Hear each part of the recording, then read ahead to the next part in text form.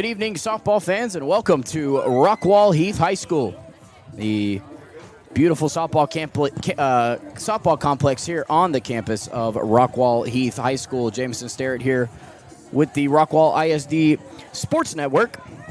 And as we come on the air, we are currently waiting the coaches' meeting at first base, or at home plate. As we now, as the crowd watches, and as I am watching, we're now excited to bring you the official touchdown of Artemis II from space. The 10-day mission has just now completed. They have landed in the ocean as we come on the air here at 7:04 p.m. Central Standard Time in Rockwall Heath, Texas, as the Artemis II rocket makes its way back to Earth. But we've got a game to cover here in Rockwall Heath, as we'll talk to you about this one. It's a District 10 6A matchup, as we're going to meet the starting lineups. Turn it over to the PA announcer here at the softball complex. He'll have the starting lineups for us. This game, as always, is being conducted according to the rules and regulations of the University Interscholastic League, and the officials have been mutually agreed upon by personnel from both schools. Regardless of the outcome of tonight's game, all of the players have proven their willingness to work and to sacrifice in order to achieve athletic excellence. We ask that, as a spectator, you consider the time and effort each of these teams, coaches, officials, and athletes have put forward and treat them with the respect they have earned and deserve. Now it's time to meet the players. Organized game. First, the batting lineup for Longview Lobos. And number 9, Jadeja Mint. Number 10, Tamaya Kendall. Number 12, Amaya Wilder. Number 19, Riley Jones. Number 7, Reagan Johnson. Number 15, Anicia Hunt. Number 14, Brittany Jackson.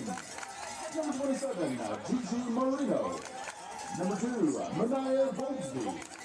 And number 20, Emma Rivera. In reserves, number 4, Alan Cumberston. Number 6, Zakayla Fulton. You in our community is what sets Alliance Bank apart. We are community banking. That's why you can find us at nearly every event volunteering, sponsoring, and donating. Alliance Bank has been serving Rockwall County for over 16 years, and with your help, we have grown into the go-to bank for our community. Time to start a new business, time to expand your business, ready for a new home or a like new home, we will be there because that's who we are. Alliance Bank, your community bank. Member FDIC, equal housing lender.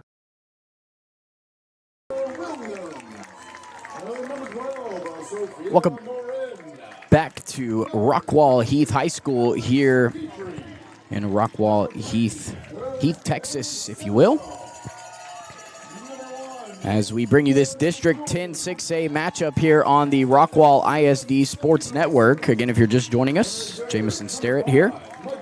Happy to bring this one to you live from Heath, Texas, as we'll look at the defense here today for the Heath Hawks, as talk about the batting lineup for the Lady Lobos as well from Longview. And we'll step away as the Marine Corps will bring out the colors, and we'll step away. Be back in just a moment.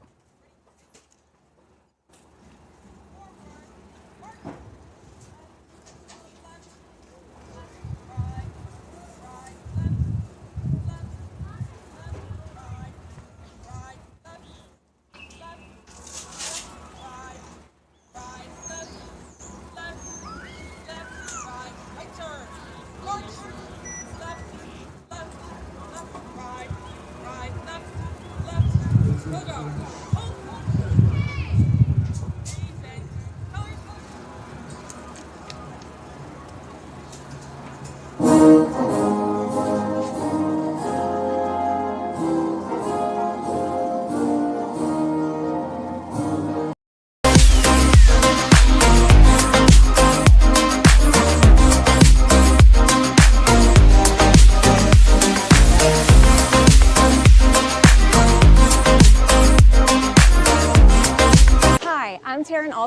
Director of Client Assistance and Food Pantry here at Helping Hands. We are so excited to have Rockwall Ford, Rockwall Dodge, Rockwall ISD, and the entire community join together once again to support our neighbors in need. Last year, the Food Pantry distributed over 560,000 pounds of food. Currently, we are distributing over 15,000 pounds of food each week. This is why we strongly rely on the Shop the Rock I-30 Classic Food Drive to pack our pantry. For more information on our current needs, please visit our Rockwall Helping Hands Facebook page or our website at rockwallhelpinghands.com. Investing in you and our community is what sets Alliance Bank apart. We are community banking. That's why you can find us at nearly every event volunteering, sponsoring, and donating. Alliance Bank has been serving Rockwall County for over 16 years, and with your help, we have grown into the go-to bank for our community. Time to start a new business, time to expand your business, ready for a new home or a like new home, we will be there because that's who we are. Alliance Bank, your community bank. Member FDIC, equal housing lender. And we welcome you back to Heath High School here in beautiful Heath, Texas. It's a beautiful night here in the complex on the campus of Heath High School. As we get this one going, it's going to be a beautiful night for softball, as Alex Petrie will be on the mound for the Lady Hawks. And joining us now on air is the boss man, Chris Curtis. What's up, my guy? Let me turn my microphone on. I think, yeah, we'll get you here in a... Mic check, mic check. We good? I think we, yeah, there we go. Now you got me. I Now don't you got me. you. Wait. You don't got me? There we go. I hear you now. There you go. Wait. Can you hear?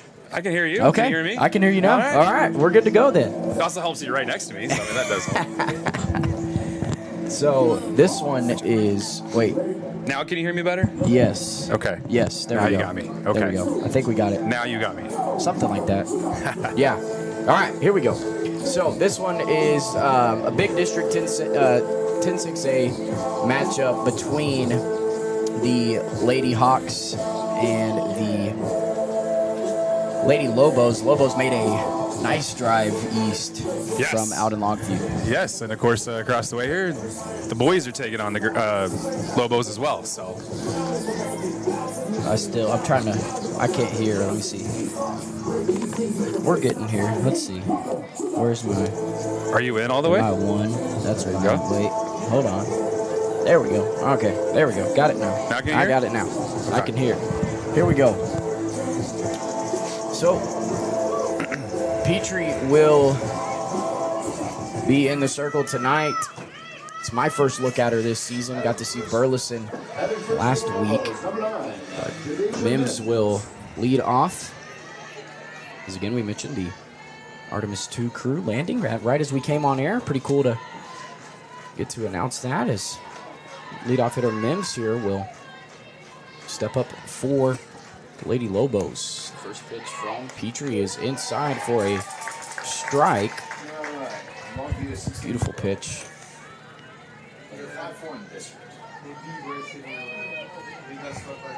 Longview coming into this one 5-4 in district play this year. It's not a terrible standing for a team in 10-6A. No, it's in fact, if Longview can get a win here, they're just about to lock themselves into a playoff spot. There's a lot that could still happen. Rockwall obviously still hanging around, but they're going to have to go on a 3-game winning streak, and that does include having to play these Lady Hawks. That one down the line. Scott missed it. Throw over to first, but she's going to have that with the speed there. And that one is just going to reach on error, as Scott just not able to field it cleanly. Just a hot shot down the line. Absolutely, yeah. And then going back to that I-30 rivalry coming up here next Tuesday over in Rockwall, we saw how intense that first game was. I mean, it was back and forth, and it's an emotional game, of course. So there's going to be a lot on the line for that. Obviously, depending how Rockwall does here tonight as well.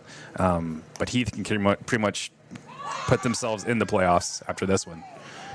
So Kendall will attempt at a bunt there, trying to move that runner over. Obviously, the speed there on first. That's what you want with your leadoff hitter, to have that speed. And they do with Mims, and so Kendall going to try to do what she can do to try to move her over to scoring position. 1-1 count here to Kendall. Runner goes. It's popped up behind the plate. Scott running over to get it. She can't. Senior night here at the ballpark. Cannot believe it's already that Crazy. time of year to be thinking about senior nights. Crazy that it is to that point. Yeah. It goes quick, doesn't it? It does. Here's the 0-2 pitch from Petrie. Check swing, runner goes down, and she's safe. Ooh.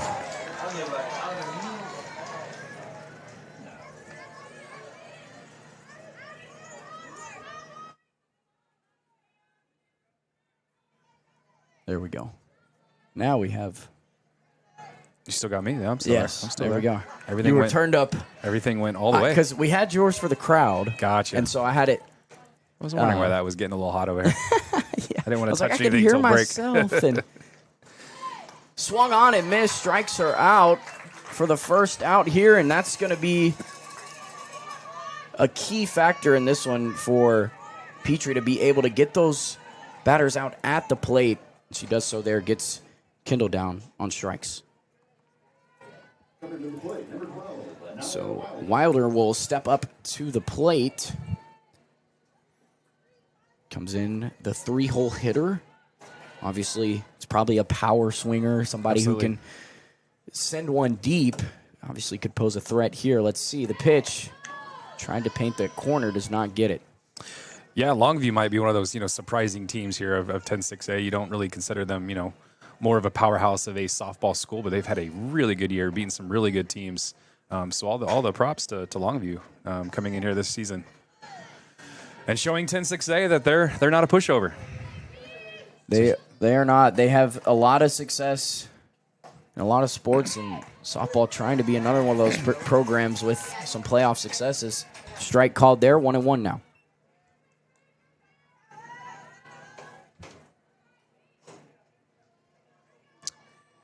Yeah, and they gave Heath a shellacking last time they played 17-4, so that might have been a little bit of a surprise for Rockwall Heath. Yeah, it is. Excuse me, sorry. Yeah. Sorry. I was Rockwall like, hold Heath on. beat them 17-4. Sorry.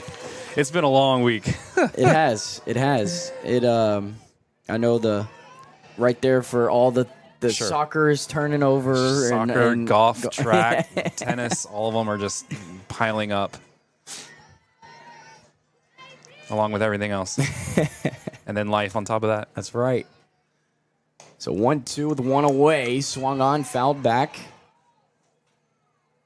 The count will go to 1-2. And look at the numbers here for Petrie on the year. As of last week, she was the team leader in strikeouts, but then Burleson broke it on last Friday night. And I don't know who pitched on Tuesday or not, but pitch low and outside. Thought she might have checked on it. I don't think she did, though. Didn't go around. But Petrie coming into this one, she's got 24 strikeouts on the year, second best on the team. So she actually has her 25th now after the second batter here. Struck out Kendall. That one down the line over to Jada. She's got a big arm. She throws home. Play's going to be at the plate. No, it's not. Over. RBI double for Wilder. So Longview able to break into the scoring category first. Yeah, if you're Longview, that's exactly what you want to do. You're here in enemy territory, and you're going to want to silence the crowd just a little bit. And they take an early 1-0 lead. Yeah, it was just a beautiful hit, opposite field, and Jada just another kind of wake-up shot. You had the wake-up shot early for Taylor, and then that one was screamer over to right field as Jones will step up to the plate now.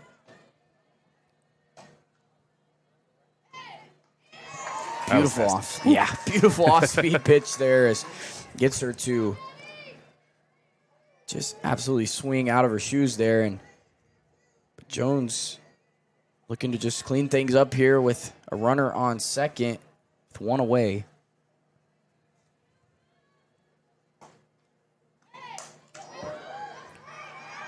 Ball fouled back. It's a long strike, so the count will go 0-2. Yeah, Longview's been putting up some runs. This little 4 out of 5 winning streak, 4 out of 5 games winning streaks they've had. They've hit double digits 3 of the 5 of those games. Of course, their only loss in that little span has been to Forney, which Forney has taken everybody in district. Big good luck to Coach Trisha Williamson and the Forney girls soccer team from 10-6A out. And the runner tries to get back. No call. Then they're going to call her safe. I guess she was the angle we saw it from. She couldn't really.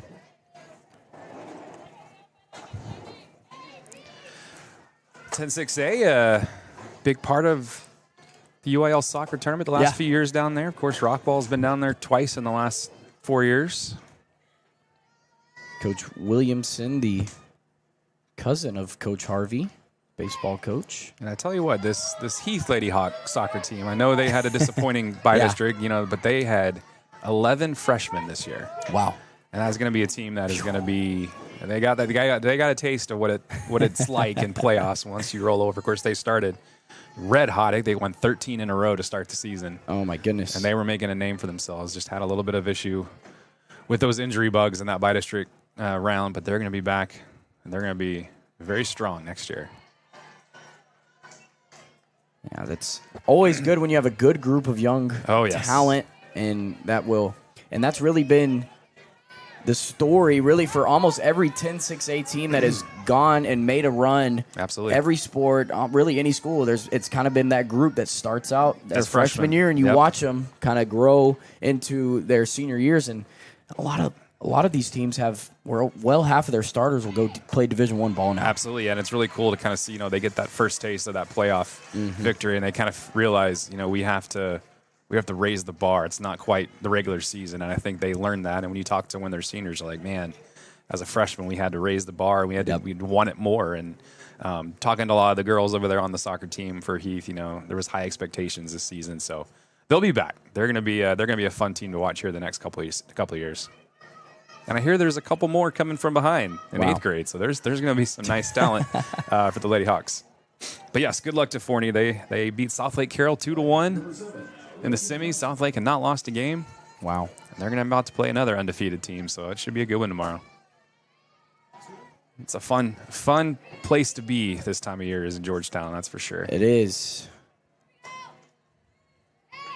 Swung on and missed for strike one as Jones able to reach on a walk, but like Chris said, good luck to the Lady Rabbits. As again, we can just probably already say it. Softball team will make probably a run as well. Sure. And a lot of talent there. Another one of those teams where a lot of the girls started out younger. Yep. And just grew into the players that they are now. Runners are going to go here as Marin not able to block that one, and now 2 runners in scoring position with just 1 out here for the Lobos. So for Heath, obviously not what they probably expected here early. Yeah, and like I said, you got to give Longview some credit. They're starting to play some really good softball, and they're going to be a tough out once they do clinch their playoff spot. If they win tonight, they're pretty much a lock. Of course, if you're a Rockwall Yellow Jacket fan, you're going to be hoping that Heath wins this one. Yep. Kind of give yourself a little chance to catch Longview. Of course, you're going to get to play both these teams one more time if you're Rockwall, so there's always a chance. Just, never know. Yep. And that's the beauty of these districts like 10-6A, where you never really have that who's it going to be team that is the front runner. Now you do in softball, but in all those other sports, you really. And that's what we're starting to see with a lot of the talent and a lot of athletes moving to the area, moving out east, looking for the bigger schools. And when, you know, the only school out there is Longview and well, Tyler. If you're listening, and you don't want to move too far east. Just come to the lake. You're good. You're fine. We have a lake. It's beautiful. And That's right. You can pick either school here and bring it on. We're not recruiting at all by any stretch. We're not. We're just promoting the district. There you go. And really just kind of, I guess, laying out what happens everywhere. Absolutely. Every year.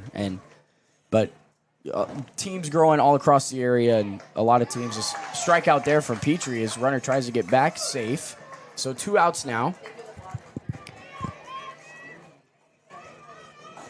So trying to see if Lady Hawks can get out of this one, only giving up that one run that was literally just reached on an error, and then the strikeout, and then the RBI double from Wilder is what really has got it done for the Lobos in this inning. And absolutely, chance now for Hunt to bring in those runners with the last out of this inning.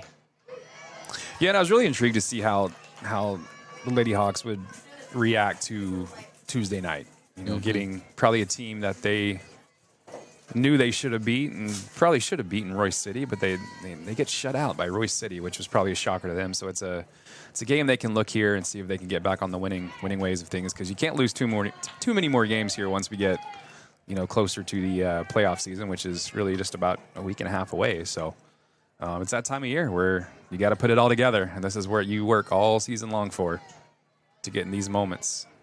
Of course, talking to Lady Hawks head coach, they didn't want to talk about clinching. They don't want to talk about it. They just want to keep rolling. So Serena made that very clear.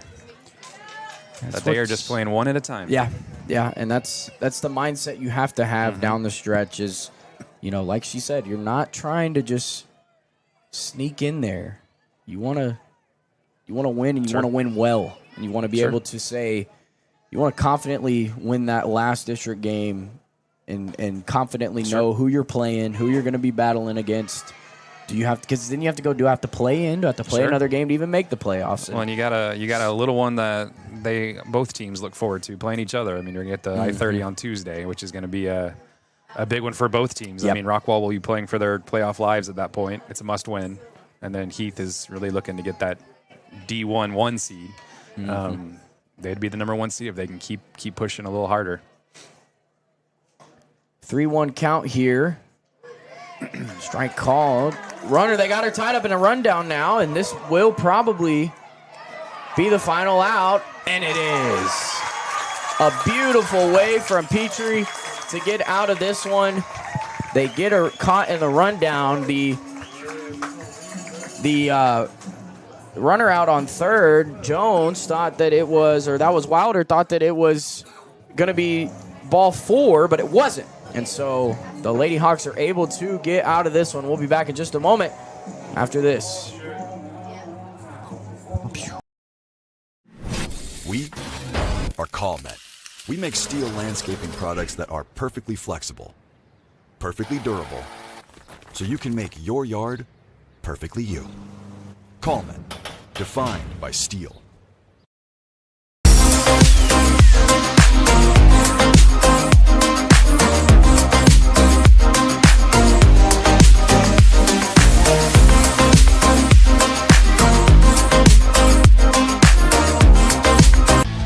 Rockwall Sports Center, your logo is our business. We specialize in custom branded apparel, shirts, hats, jackets, polos, and even team uniforms. Whether you need custom gear for your corporate outings, staff retreats, company parties, or just new staff wear, we've got you covered. We can use your design or help you design a new one. We offer high quality customer service and always put our customers and their satisfaction first. Contact us today and let us show you how Rockwall Sports Center can have you looking your Welcome back to Rockwall Heath High School in Heath, Texas. Jamison Sterrett alongside Chris Curtis, the man who runs the network here. And Chris, we move into the bottom of the first as the Hawks were what we thought could have been a loud first inning for Longview, but able to hold them to just that one run that really came with no outs, and then Petrie and the defense able to battle back and get those 3. Sure, and like we said earlier, Rockwall Heath is going to be looking to put some runs on the board. They haven't scored a run all week, you could say. So they're going to be looking to get those bats hot. Obviously scoring 17 against Longview the last time they met over in East Texas. So yep. They have the bats. They can do it. And we're about to figure it out right here. When the bats have been hot for the Hawks, they have been hot, and bring up Piper Moore. Comes into this one. 222 batting average. Ball 1.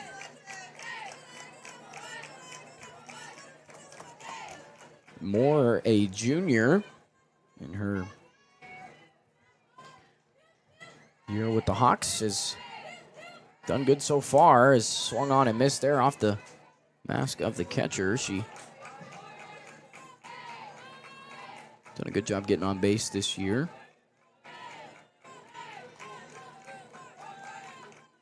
She has she has one of the Hawks home runs. They have 4 on the year, and one of those thanks to the bat of Piper Moore. Swung on and missed for strike 2. So down in the count early is Moore. Moore just does a great job of battling and getting on base. That's why she's the leadoff hitter. Absolutely. One of the true leaders of this team by far. Pitch from the pitcher. That is, got her name here. That is Emma Rivera in the circle.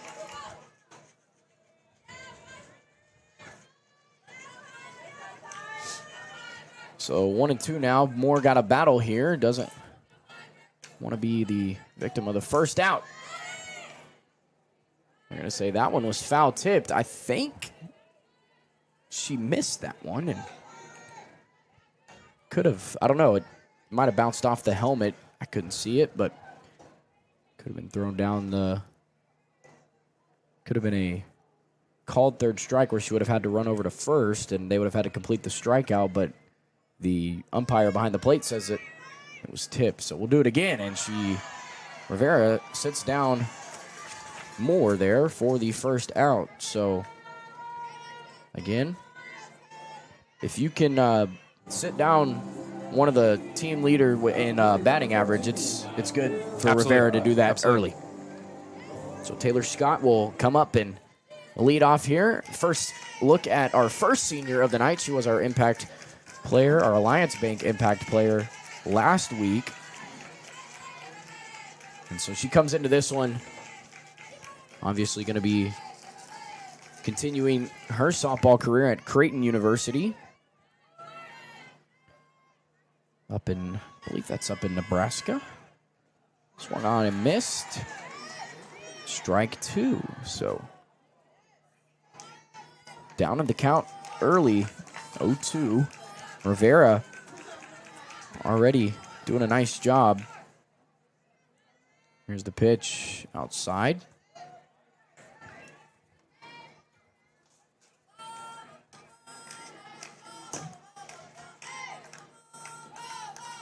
So 1-2 count now with one away. Rivera. Pitch. The ball fouled back. Just got just a tad bit late on that one. So we'll do it again.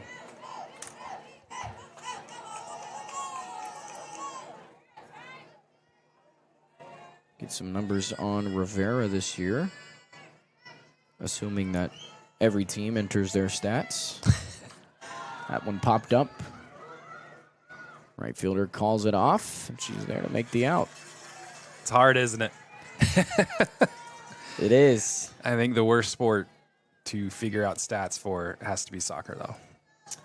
It is almost impossible, especially during playoff time, to find stats or to even get stats when you ask for stats. Yeah. Nobody wants to provide anything for you. It is hard. It's a mind game. The thing with high school, the difference between college is Raymond will step up to the plate, take first pitch strike, but you know, in college, they do all the athletics department, everything. They do Sure. all the research for you, and then they just hand you the big booklet. But it's Sure. like here in high school, it's like not every team does the stats. So what you're not saying every is team I need to work a little not harder. You. I need to work a little No, harder. no. Not saying that at all. Or we can find But- somebody to do that. That's their Yeah, job. yeah, I mean, yeah. I'm for it. I mean, it's a tough job to do, but man, it is. But it's hard because You have a to lot be a of the stat times nerd. every school would have to have one. Yep. And that's what you get at the collegiate level. And so, but high school, I think, give it about 10 years. Yeah, it depends on what, you know, Jesuit does a really good job at it. Highland Park does a really good Yeah. job at it. Not calling them out by any stretch of the imagination, but they do a really good job at it. Yeah. They will give you the little holy Bible of stats when you walk into their football games. It's really impressive. Some of the Dallas schools do it. There's a swing and a drive way back there, off the wall, and Raymond's going to get in with the 2-out double, and that'll get the place rocking. And it's really what the Hawks needed, as Raymond able to get in there with the double. Nice job. Beautiful hit, just right down the middle, out to dead center, and beautiful hit. If that's a normal outfield fence, that might have been gone. I mean, Heath Had a chance. talking to K5 last year, she was saying that Heath, one of the biggest softball fields in the area, Yeah. and really in all of high school in the country. Really? And it's deeper than a lot of the other fields that. Really? Did not know that. Yeah, so the corners, I think she said was. Now I don't know the number, but your normal is about 210 Sure, to sure. about but our corners are 215. Wow, okay. And so I think dead center is 230. So we can confirm K5 actually measured it all the way? Can we confirm that? I could see her doing that. If she's watching, I don't know. She can let us know. I know that she was tuned in for what would have been her senior night tonight. Sure. Obviously graduating early, going over to Abilene Christian as they picked up a win today against Utah Valley. But yeah, this would have been her senior night. But so she's tuned in. Hopefully, I think their game just ended as strikeout there. So not able to return any of the runs, bring any of them back to tie this one up as they leave one on. And we'll go to the top of the second after this from our sponsor, Alliance Bank. You and our community is what sets Alliance Bank apart. We are community banking. That's why you can find us at nearly every event volunteering, sponsoring, and donating. Alliance Bank has been serving Rockwall County for over 16 years, and with your help, we have grown into the go-to bank for our community. Time to start a new business, time to expand your business, ready for a new home or a like new home, we will be there because that's who we are. Alliance Bank, your community bank. Member FDIC, equal housing lender. Welcome back to Heath, Texas. Sun has officially set, at least I think. But wind still in play here. Some clouds back behind us off to the southwest rather. Look at you, the meteorology over here. I like it. All right. It was a hobby, or not a hobby, but it was a deal for a minute. It was one of mine too, so. I feel like everybody goes to their meteorology stage You first. you don't meet many of the nerds like that, so I appreciate it. Because I am a big weather nerd. Are you a directional guy too? Are you really good with Not with so directions? much direction. I'm Okay. more of I like the storms and, Yeah. and all that fun stuff. Who's your go-to guy in the area though? Who do you watch? Are you Delkus? See, Are you- I'm a Pete Delkus guy Okay. for sure. I was a Troy Dungan fan when I grew up. Though. yeah. For those youngins that are watching, they probably don't know the Yep. infamous bow tie. I watched him call. This shows how of a nerd I am. I was 4 years old when there was a Forney tornado that hit Forney, and I remember Yeah. watching it on the TV. And it's 2013. Yeah. And I wasn't 4. I was a little bit A little older. older. I was a little bit older. One of the then. coolest things about But- college was I got to do some tornado chasing in a SUV tornado, like you see in Twister. So that was pretty cool. Never really saw one. Just saw a couple spin ups, but never saw like the big one. But just the thrill of it is super cool. So. Yeah. course, speaking of storms, we can have some rumbles next week. So, be sure to stay tuned to our social medias and all that. We'll keep you updated as Tuesday and Friday look a little suspicious. But then that's where your meteorology gets to play into your job. We'll just one day. throw the camera on and we'll roll up the sleeves and we'll do some meteorology. Because that's what everybody tunes in for. Of course, regional golf is next week as well. Monday, Tuesday, Wednesday, Thursday. So we'll be out in Tyler next week for that. Oh, regionals in Tyler. Of course, we have to drive and we're going to have weather all week. This would have been the best week. It would have been absolutely gorgeous this week. Yep. In the 70s, 80s, sunny all day. That's what you dream of. Of course, the Masters happening. It's the week of. Man. They couldn't have found any. Oh, wow. That was a glove dropper. Haven't seen that one happen in IRL before, or in real life for the ones that don't know the IRL. the slang, I love it. but the Gen Z slang. The Gen Z slang. Yeah, it's. I guess you're not considered. You're millennial, yeah? Mm-mm. No? Past that? 2005. Okay. Yeah. Thought about it. Looked good. Wanted the corner, didn't get it. As we trying to bring you the game in between our meteorology coverage here, but we're watching way too much Billy Clinton and Coach Talley. As we're also, like I told Chris earlier, I still haven't seen the bodies of the astronauts in the ocean, and that's when I'll know. Oh, you're watching. That's right. That was today, wasn't it? Yeah. Yeah, that's pretty cool too.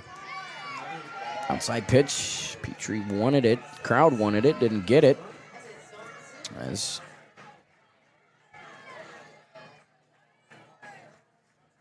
I believe this is Jackson up to the plate.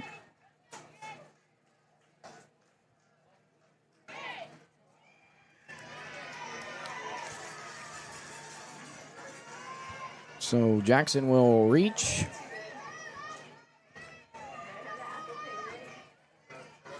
And I have a runner on with one away, so talk about this one all the time that Number 27, Gigi Marino. Marino steps up, but we talk about this all the time that, this play could, or this situation in baseball, softball could go either way. You could get a ball that is hit in perfect play where you could turn two and you get out of the inning. Yep. Or you could hit a perfect RBI double or an RBI single, good send one out to the corner, and you got some speed out there, it could work in your favor. So this plays like these could really go either way. Obviously, you could put the bat on one and send it over, but sure. And you're playing a much more confident Longview team at this point now than when you saw them a couple weeks ago. Yeah, so they know what they're capable of. Obviously, to pick up some district wins and really be in that conversation of. Man, can they represent our district? We sure talked about it earlier. What team, are they good enough? Are they capable? They believe that they are. Believe that every team believes that going into the season. But you said it. They're hot now. Their bats are hot now, and very well capable of knowing what they can do. The pitch from Petrie is in the dirt. Runner will stay. Count goes to 1-2 for Moreno. Yeah, and you kind of feel like that Forney, is the cream of the crop right now, and the others are kind of just fighting per position. Of course, Heath has kind of been in that second seed all season long, so they've been comfortable there. But in softball, you can, if you win a toss in a playoff series and you want to elect to go a one gamer. I mean, we saw it last year with Rockwall. They nearly took down the state champs, and they were 60 feet away. There's a swing over AK's head that's going to drop, and that's again works. Perfect favor. You don't. Absolutely. The one place you want to put it. Yeah, literally. But now, even better opportunity for Goldsby as she steps on with a runner in scoring position. So now, same thing. Even better opportunity, though. But you could also just send a little blooper over the shortstop or second baseman's head and just reach. And looks like they're going to bring in a pinch runner, trying to get the speed out there. They know. Again, they know the value of these runs. Like you said, when you look at this game on paper, doesn't really look like a big game, but it is. Yeah, and like you said, we've been saying it all night that Longview is playing some really good softball right now. So this is not going to be a cakewalk. And they know that the Lady Hawks can score runs. They've proven it all season. And so now, like you said, these runs are going to be extra valuable. If you got a hot pitcher too, yeah, you can shut it all down, and 3 runs might do it for you. So far, that has been the story through 1. Hawks kind of in the same situation as the last inning, where you had a error, a strikeout, and then you just had that RBI double, and that was literally the thing. And here you go again. You've had a walk, you had a strikeout, then you had that little blooper to advance the runner. Now you got an opportunity to get another run on the board here. But 1 ball, 1 strike, 1 away.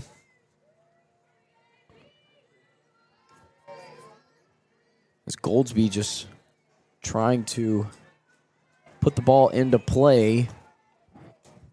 Again, Longview knows every run going to matter. That one in the dirt. Runner goes. Got her. Got her. And that one, oh, it's going to sting. So take a break. We will check back in with her. We'll be back in just a moment, as the trainers will check on her.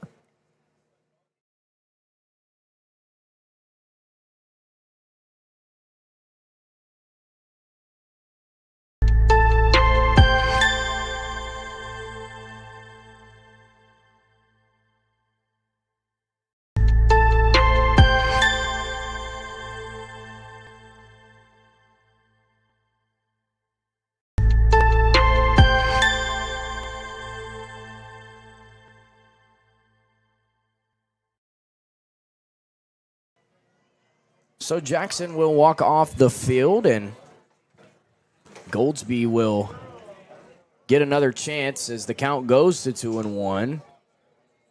So no longer two runners in scoring position, but you still have Moreno out there on first, or out there on second, and that was the pinch runner that checked in for her. So Goldsby trying to drive her in with 2 away. That one fouled back. So able to pick up that second strike via the foul ball. So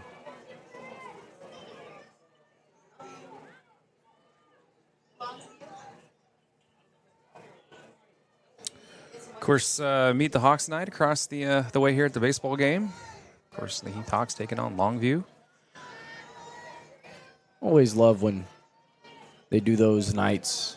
The meet and greets, and good looking pitch there was low, a little too low there for the umpire behind the plate. So full count now, 3 balls, 2 strikes, 2 away. But yeah, all the nights that, you know, meet and greet and all the things, always cool. Absolutely. Good for the community. So Petrie will deal here, 3-2, 2 away. Chopper able to get the out. Routine play, scoops it, and the Hawks are able to get out of the inning without giving up a run. That was a nice scoop right there. It was. So we're going to go to the bottom of the second. We'll be back in just a moment. You're watching Lady Hawk Softball on the Rockwall ISD Sports Network. We are CallMet. We make steel landscaping products that are perfectly flexible, perfectly durable, so you can make your yard perfectly you. CallMet, defined by steel.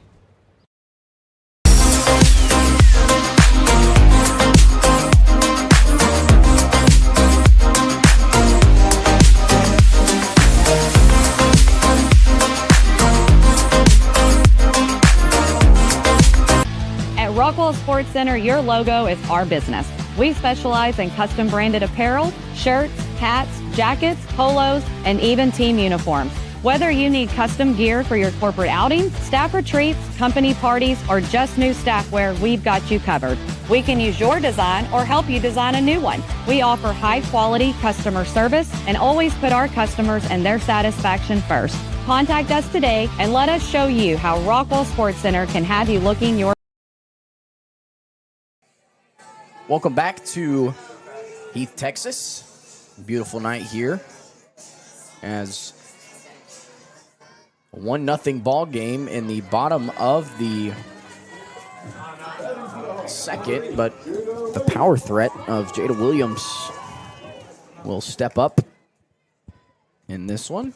Obviously, she also has one of those home runs this year. That one fouled back off the light pole here in the complex. Jada comes into this one.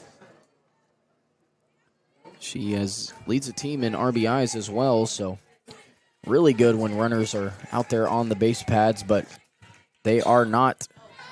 Right now, she leads off this one in the 5-hole spot. That one taken for a ball. 1 ball, 1 strike. Love that bat of Jada's. Yeah, it's beautiful. Looks like a... It's like a starburst. Yeah. I was going to say the like the orange and... Oh, that ball. There it is. Yep. That ball swung on deep on its way, and it's gone. Jada Williams, have you a senior night home run. She clears the bases. It was the bat. Right on cue. It was the strawberry and orange sherbet or the starburst, whatever you want to call it. The beautiful bat down. Beautiful home run over the left field wall. Right over that 2010 by-district champ banner. Is that one? The wind carrying out. Beautiful swing, and Jada Williams picks up the tying run, and just like that, we have a tie ball game, new ball game here, thanks to Jada Williams. So Sophia Marin will step up to the plate, the catcher. If you're the Hawks, exactly what you want, to finally see something positive happen with the bat, and maybe that'll get them woken up here just a little bit. Well, Jada now leads the team in home runs with her second home run of the year. So it's kind of harder when you play in the largest softball field in the state. I mean, come on. And then whenever you hit one over, that'll make you go, wow. Because even, I mean, next time, I'll tell you this, next time you go to Rockwall, look out over at the mound, or look out over, and... It does feel closer now that you know I'm. When you think about it, thousands of times, yeah. That center fielder is just a little bit further than you would think. That one, wow, that one. She's going to paint the corner. As Marin is not up to the plate, it'll actually be Petrie.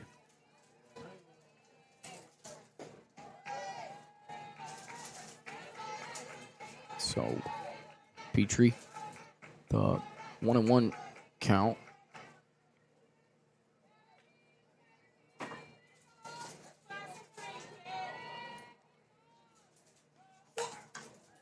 And one foul back.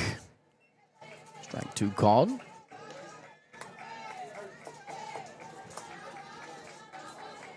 course, shout out to all the district champs and track and field this past week. A lot of Lady Hawks, a lot of Hawks moving on to area. Great job there.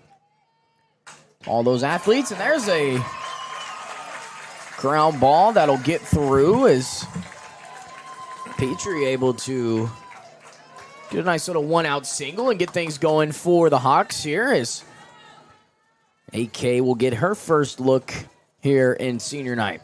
Already one senior with a home run. Can that be true for another, as it's like they're going to bring on a pinch runner. It's going to be number 24 for the Lady Hawks. That is, get the number on her. It's Harper Polk out there to run. So now some speed over on first. Again, now you say Longview knows the value of the runs out on the base pads. The Hawks know the value as well. Absolutely. So Polk is the go-ahead run. Let's see if AK is what they call her. She can bring in runs. It's a beautiful pitch right down the middle for strike one.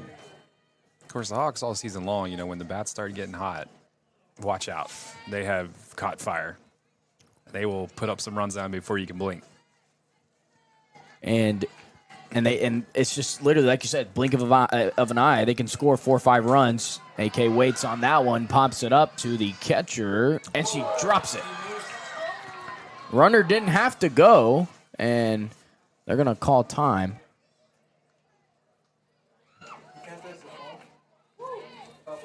Amani gets the bat, hands it over to AK. Well, there's one of those plays where will it cost Longview? Yep. Well, and again, heads-up play there. Absolutely. For your base runner out on first. Hey, you don't got to go there in that situation. But probably one of the younger girls that's out there on first and learning. And like you said, but when you got that young talent, that one's going to bounce weird. Doesn't know where to go with it, and she's safe.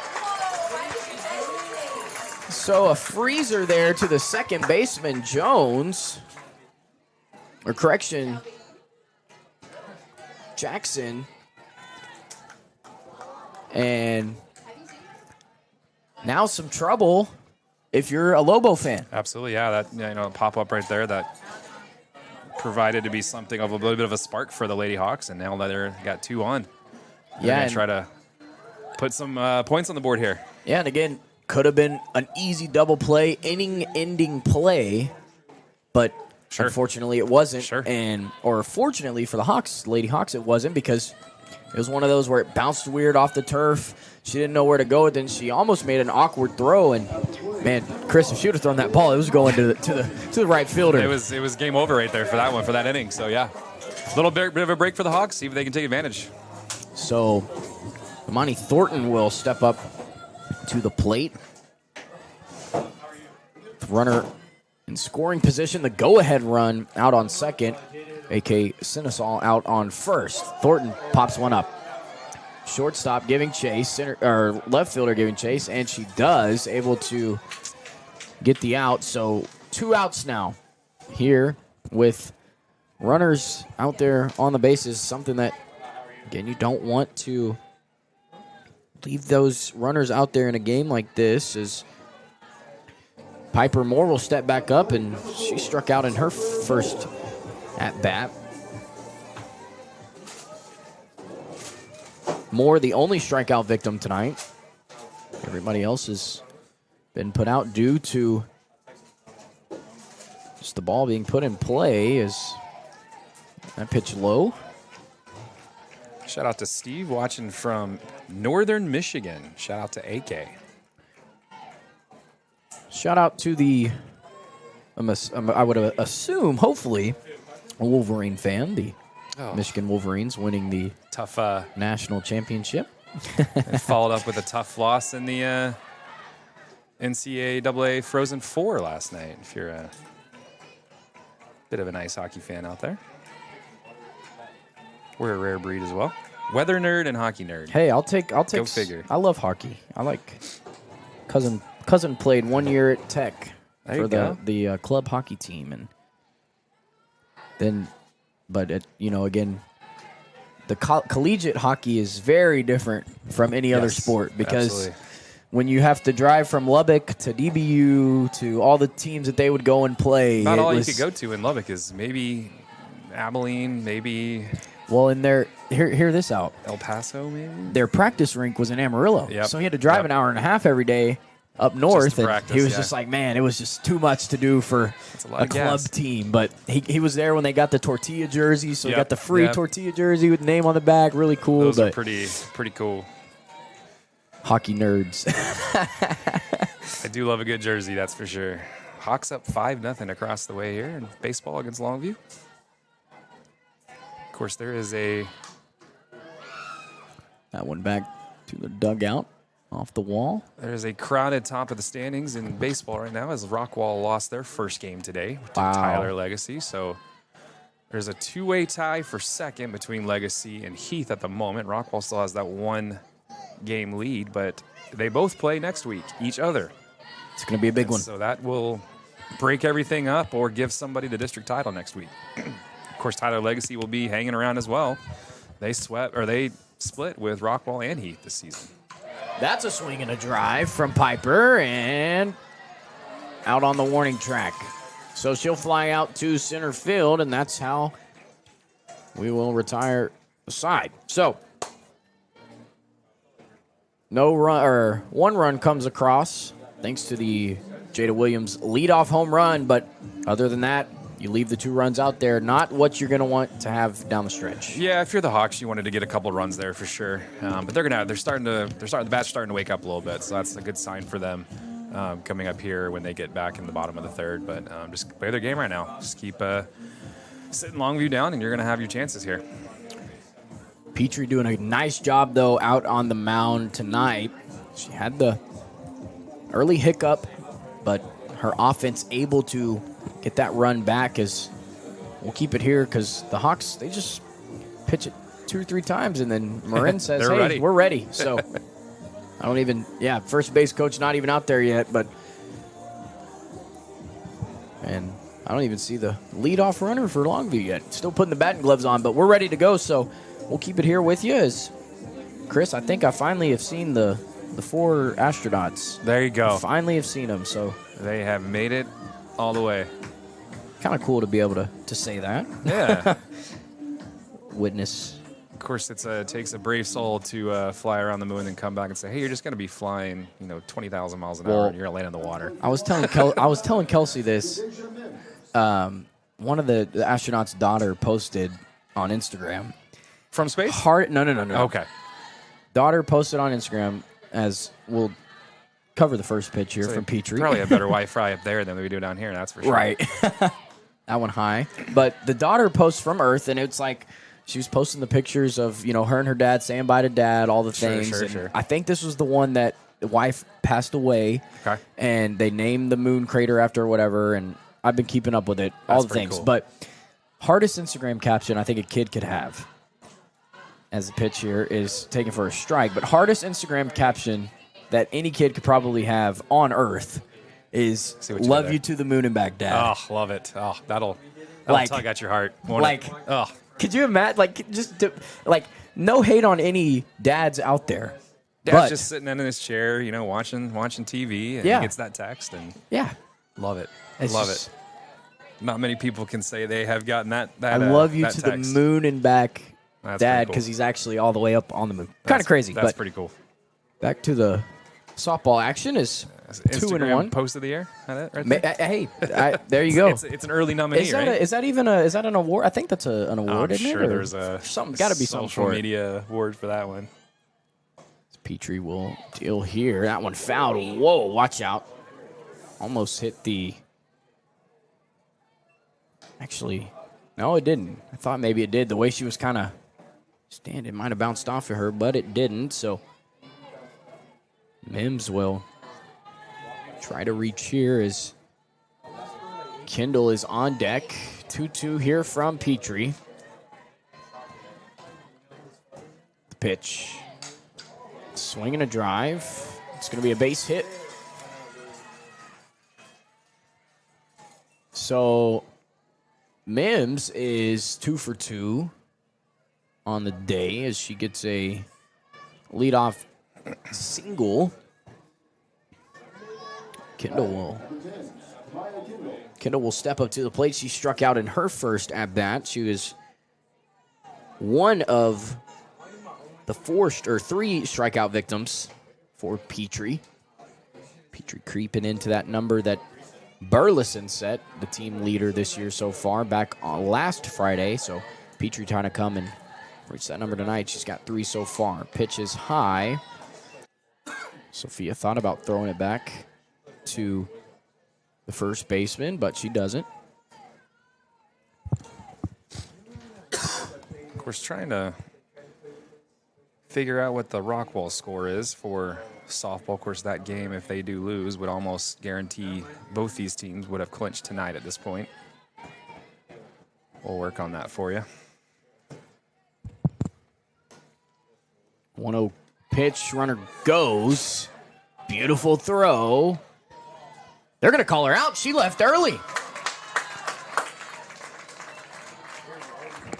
So some help there from a field umpire, just being aware there, able to see that she left early, and that's one of those heads-up plays that a lot of times you don't see called, but when it is a very heads-up thing, and it's one of those that, you know, if you're a Lobo fan, you're like, seriously? Absolutely. You call that? Absolutely, yeah. Really? Did she leave Come on early? now. Like, but if you're a Hawk fan, you go, hey, thanks for Yeah. actually paying attention We'll and take calling it. that. We'll take that, absolutely. So here we go. Petrie, 1-0. Outside. That one looked good earlier for the umpire behind the plate.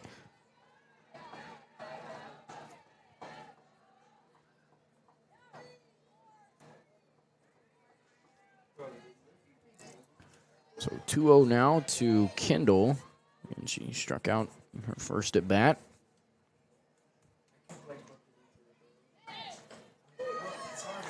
There's a beautiful pitch. Wow. Just check the Masters, and Rory's up 6 right now, going into day 3 tomorrow. That's crazy. Guy's on a mission. 3-0 count now to Kendall. Or 2-1, sorry. Ooh. She thought about going. Her eyes lit up for that one. I mean, that one was, wow. It's way out of the reach of the catcher, but Kendall thought about going around on that one. Good thing she holds back. 3-1 now with, I was going to say a runner on first, but forgot that she got caught leaving early, so 1 away here for Kendall. Inside, beautiful pitch. Wow. That was her best pitch of the night so far. Thought that she would get tied up, and thought kind of backed out of the way of it, but found that inside part of the zone there. So full count now. Be nice if Petrie can get her here. Would be her 4th strikeout of the night. Thought about it, tried to paint the corner, and she doesn't. So she goes from striking out to reaching there on balls. So a runner on first now with 1 away for Wilder. Obviously, we talked about she had the RBI double back in the first, so she was the one that drove in the lone run. And the reason why the Lobos are in this game. So obviously looking to do damage again as she 1 for 1 on the day with that runner out on first. But luckily for the Hawks, when the runner scored last time, Mims was at second, so she was already in scoring position when Wilder hit the RBI double. The pitch down the line hard through the infield. Runner holds. So Wilder will pick up her second hit of the day and she'll also advance that runner over to second. That'll bring up Jones to the plate, and she walked in her first at bat. I believe that's Anna Kate, is it not? That just hit a little divot right there, right in front of her, and it just got over her glove.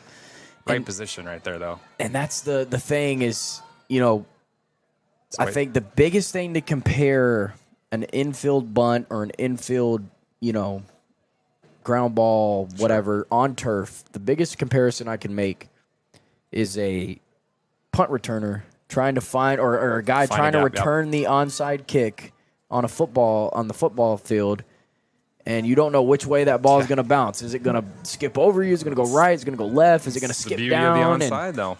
Absolutely. Yeah. And same with the softball. When you can get that thing spinning real good and get it to bounce off the turf like it did there, it just took one good hop. That one fouled back, but just took the right hop over AK's head and wasn't able to make the play on it there, but 0-1 count now with runners at first and second for Jones.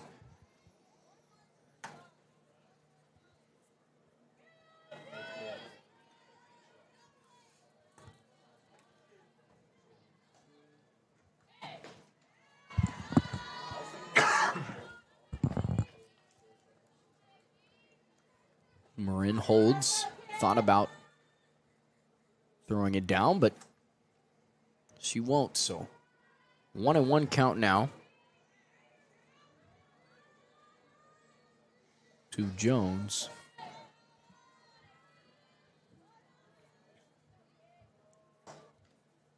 Pitch swung back, strike two now.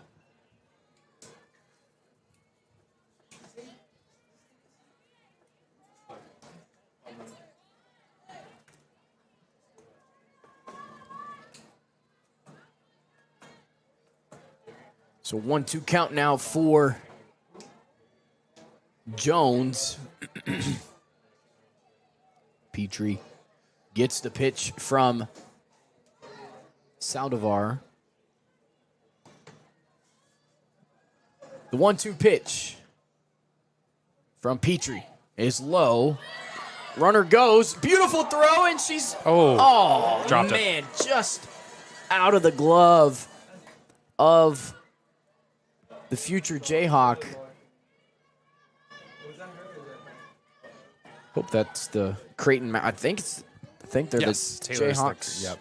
Or Blue Blue Jays. Jays. Blue Jays. Blue Jays. Blue Jays. That's right. That's right. Blue Jays. Knew it Same, was- same type of bird, and well, maybe not. Jayhawk's more of a thinking KU at this point. It's about the only time I've heard I the think I was Jayhawk just terminology. thinking. Yeah, I think I was thinking Hawks because we're Heath, and I knew it was some It's blue. it's or, a bird. Yeah. I think they're all the same type. They just have different color feathers, just Yeah. like we're all humans with different color hair. That Nice one, play. double play, gets her. Huge. Got her caught up, and Coach not going to be happy about that one. Is again, she knew the threat of that run. So we'll go to the bottom of the third. Our score still tied at 1. We'll be back on the Rockwall ISD Sports Network.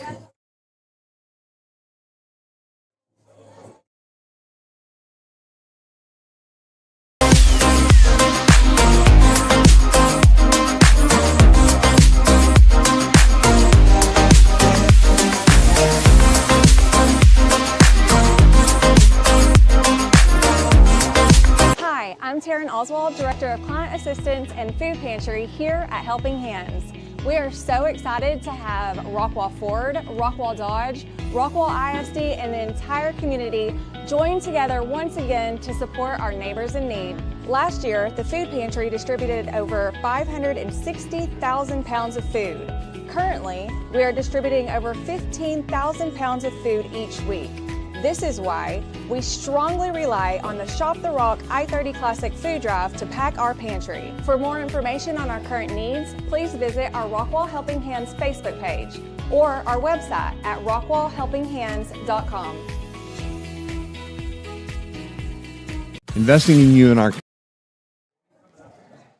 Welcome back to Rockwall Heath High School.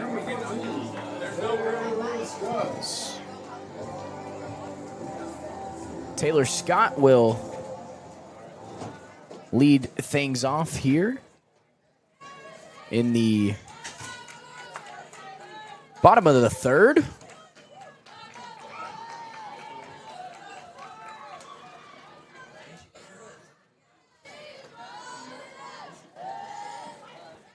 Ball one called.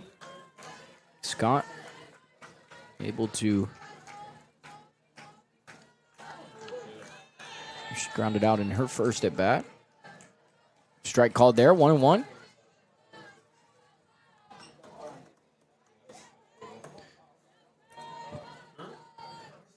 Scott, again, one of those seniors.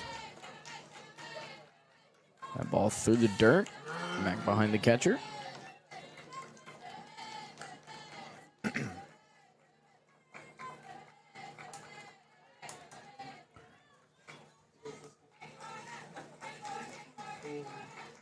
Nobody really, I feel like a underrated, not really a stat, but it's really just beautiful hit there from Scott. Oh, just right where it needed to be to hit to the center fielder as she will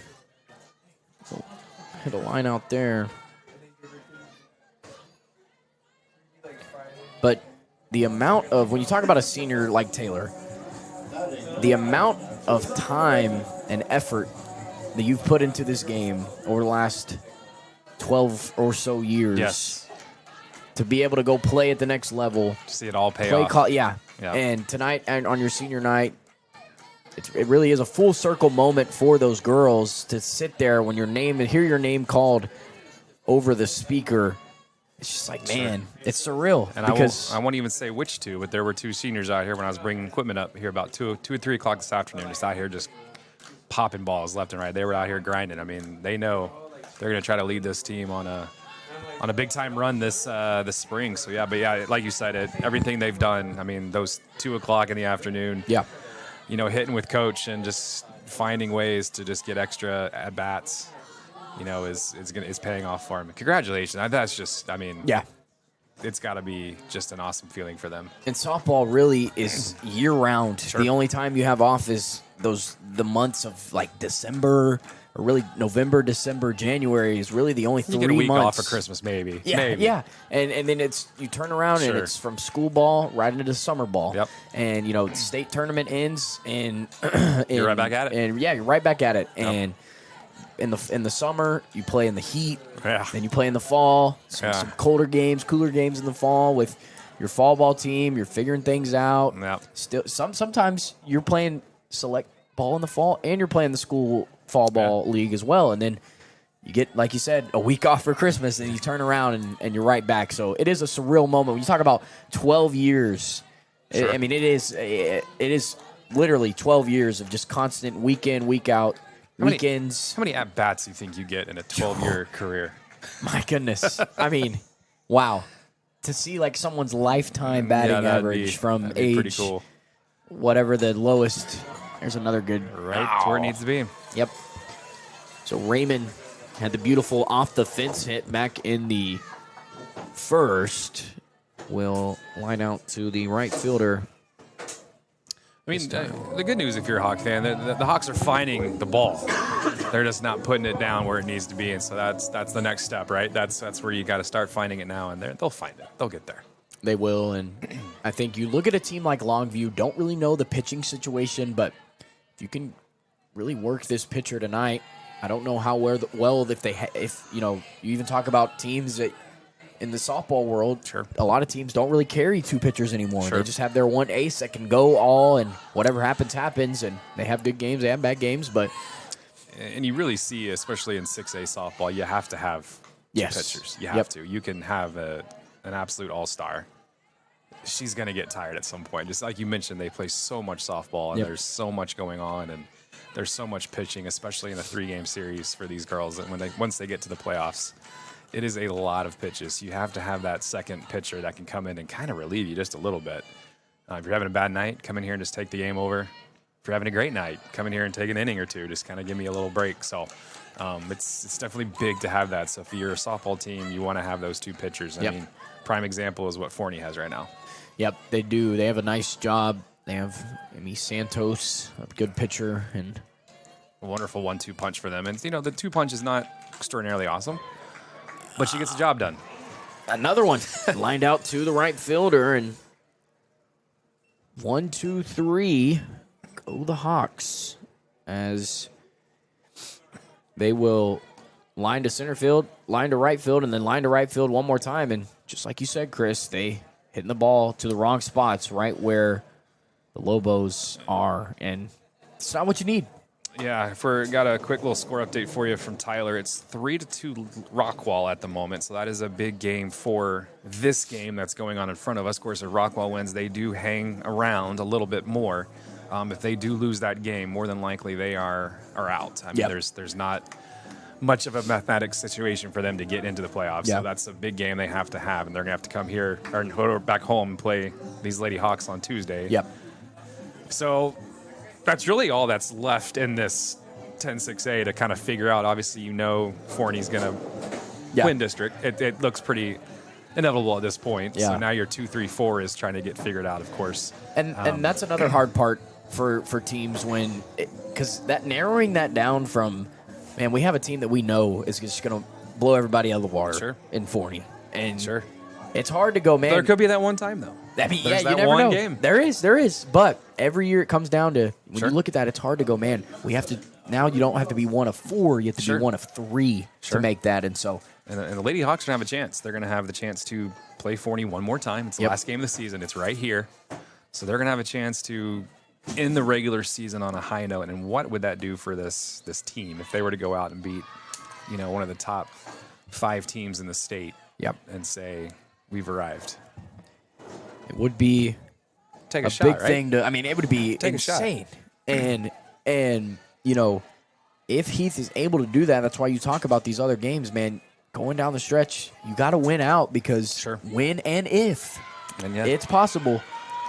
Everybody, I mean, you look at it all the time. I say, sports like baseball, it's really just about baseball and softball. You could take a Division III school or a 1A school, pair them up against a 4A, 5A, or you pair that Division II, Division III JUCO school up against a Division I school. Really, it's just about who's bat is harder that day. Absolutely, yeah. And so you could come out there and, for the Lady Hawks, they could get out there and Forney could just be having an off day, and you got to take advantage of that. You can't get caught up in that, well, they're the number 2 team in the area, the number 5 in the state, or whatever it is. And you always want to play. You always want to play them. I mean, you want to take a shot at them. And, of course, you look at the stats. Forney, Heath is in second place with runs against with 43, which is respectable. Forney has 5 runs against in the entire district run. So that just shows you how dominant they've been all season long.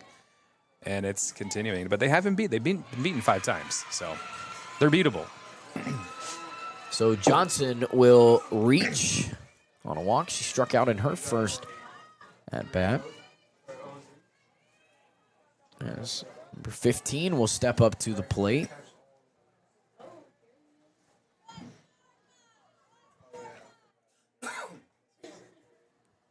And of course, Rockwall Heath will finish their district season next week. Of course, they will travel to the long drive across the highway to Rockwall.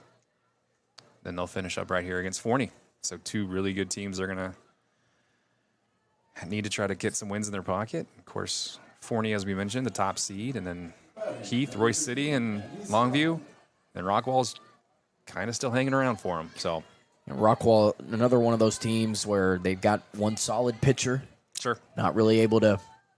They've got a girl that can come out of the bullpen, but it's really just one of those things where they've got one solid girl. When she's on, she's on. And done a couple of their games this year and pitched very well for the Yellow Jackets. So, and that's another thing where it can just come down to the pitching game. How well are you pitching that day? Is your pitcher on? Is the person that you're throwing out there going to be on for you? And again, for Rockwall, they just got one girl in McKinley Mann. And you saw what she did last year in that area around against Waxahachie. She pitched the game of her life and nearly took down. They went into extra innings. It was a 1-1 game. I mean, it was back and forth. They went. Fortunately, Rockwall came up just short, but Waxahachie went on to win the state championship in 6A. But they were that close. They had a girl on third base twice, and they just could not get it home. So, but that just shows you, like you said, one pitcher is all they had last year, and they got her there. They got them there within a 1 run.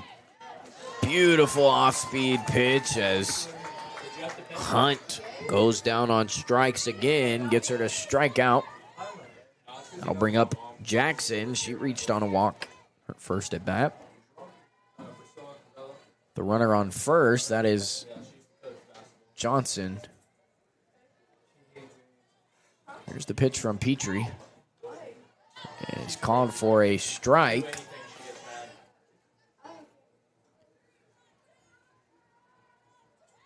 Of course, the Hawks across the way here, 8-0 already. Of course, their game is flying. They're already in the 6th inning. This one, a lot more defensive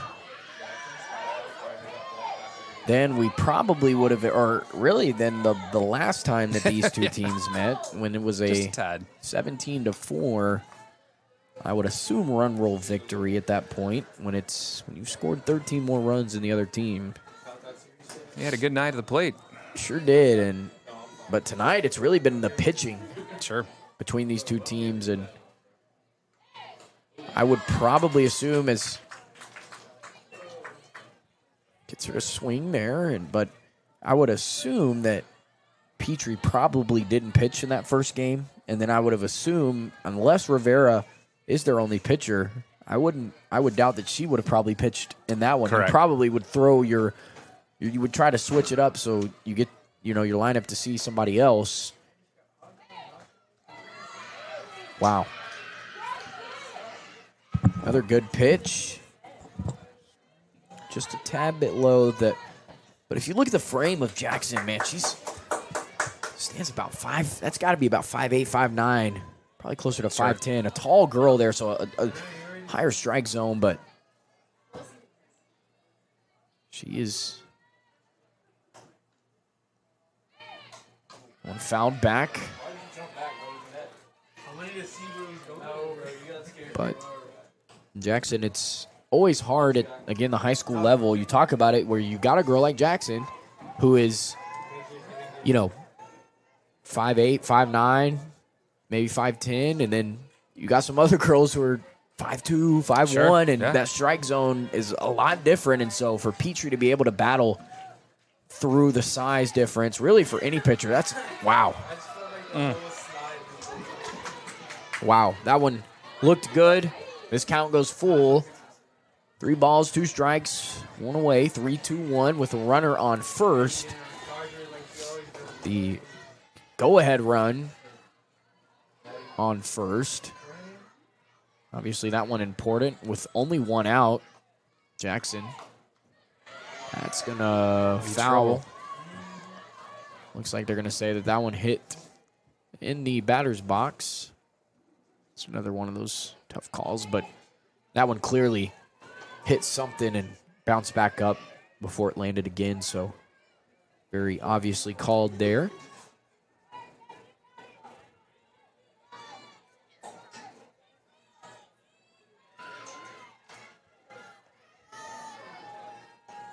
Here's the pitch from Petrie. 3-2 in the dirt. So 2 on now. Johnson and Jackson as Moreno steps up to the plate, and she had a single at her first at bat.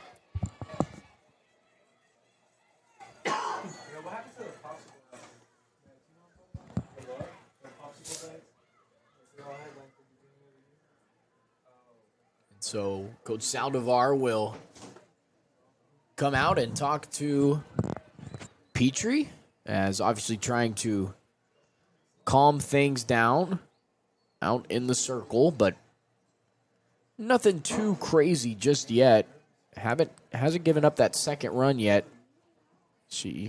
Lady Lobos had left 2 on last inning, and but they have another opportunity to bring in some more here. Sure, that shows you how confident this Longview team is. They started 0-2 in district play.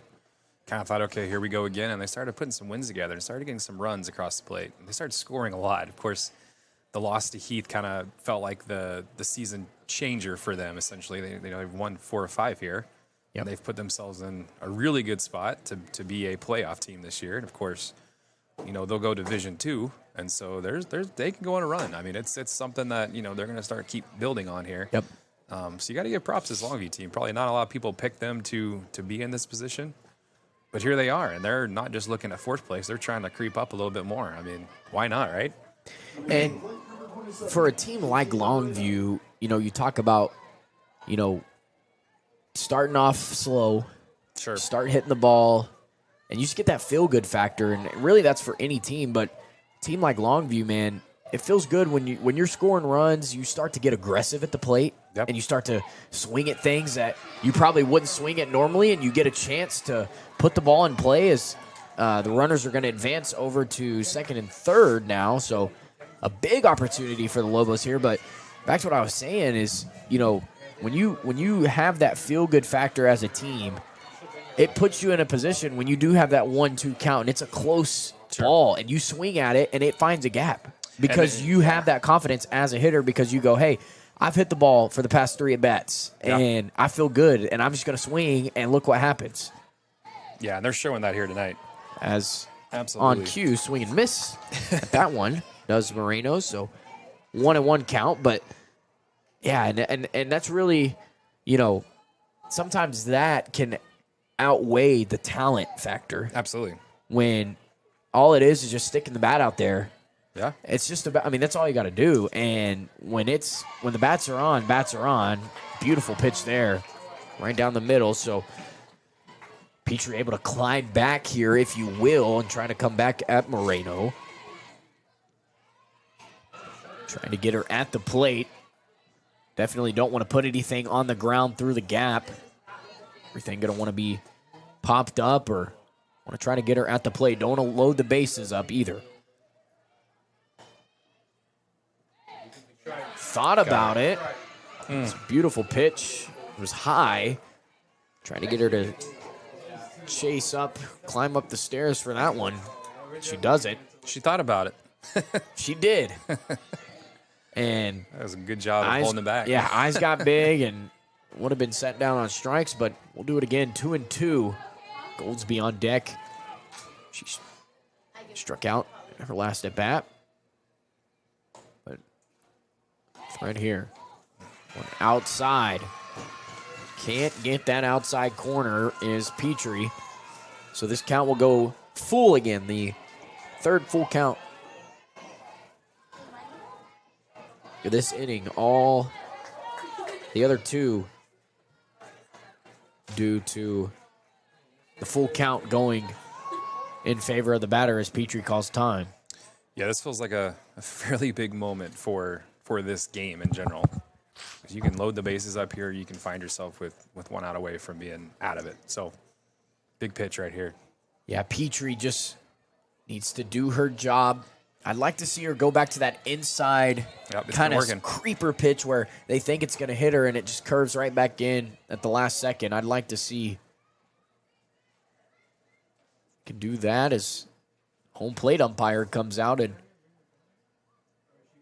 let's speed this up, ladies. Let's go. But again, this moment really big. Petrie felt she needed that time, and 3-2 now. The one away. Moreno singled in her first at bat, so she knows what it's like. She hit the ball already tonight. It's the pitch from Petrie. Swung on up the middle, and that's going to score 2. So the Lobos score 2 as Moreno. It's a 2 RBI single.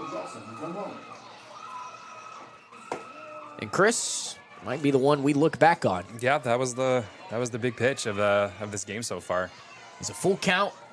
Petrie called time, comes back to it, puts one right over the middle of the plate, and Moreno gets a huge 2 RBI single to take the lead, 3-1. Lady Lobos lead it in the top of the 4th as Goldsby now steps up with a runner on first, and courtesy runner comes back in, trying to get the speed out there, and still just one away. So trying to get out of this one if you're the Lady Hawks. Yeah, you're going to want to try to see a quick little double play here and not get any more damage on the board here. So Goldsby, pitch from Petrie, trying to battle back. Beautiful, right down the middle. It's one of those where you always, I feel like as a hitter, when you watch something like that, a full count, throwing right down the middle as a pitcher, or as a batter, you always got to know, hey, they're going to look to battle back here. They're going to want to try to come at me. She takes the first pitch there, but going to have to battle now. So now she's got 2 strikes on her. But it's all one of those, just be disciplined, know your opponent. You know, these teams, they watch film, they study. That's something that the high school level does have. As I'm even looking over here to my left, where you even see the film iPad. All these, even the high school players have it now where they can video and have the play on the sideline. Absolutely, the technology for high school football. Yeah. It's everywhere. And now I know the pitcher and the catcher, they'll wear the wristband that'll tell you the electronic wristband that'll tell you the pitch, or In baseball, they'll do the They have the earpiece. now. Yeah, And that was a big deal when crazy, that came in man. last year. Crazy. The year before last. So, Petrie, the 1-2 pitch. Inside, no call. Is low. So, Goldsby just trying to reach 2-2 now. And you talk about, what was it, just 5 years ago, you're talking about the Astros cheating scandal, and now here you are. You've got the direct pitch, the direct what we're running coming directly to the pitcher and the catcher to relay to their Go figure, right? their players. It's crazy. Outside, doesn't get it. Not favored that outside, but seen this situation before this inning. Full count, 3-2. Right back to where we were. Deja vu moment for everybody here. 3-2, one away with the runner on first. I think the astronauts are getting onto the safety boat now. About time. We are watching along with the other 2.3 million people watching. That ball swung on. It's going to find a gap, and a beautiful play from Jada. Just missed that. Got her. Jada not happy with that one, but able to get an out of it. Tries to go for second. Got caught up in the rundown. She just overran it. Was Goldsby. I thought she maybe thought that Jada was hurt out there or something and just kept going. Didn't overlook to her head coach. Yeah, if Lady Lobos would have kept running, they would have had 2 more on the board. They had to pause there for a minute because it did look like Jada was going to Superman that one, as she has done many of times before. So, in all reality, after all that, 1 out with that one. 1 out, and the runner advances to third. That's all you get out of that one. So, that time she paints the corner, and she gets the strike called as I'm going to score that one as a single and then error. She got picked off.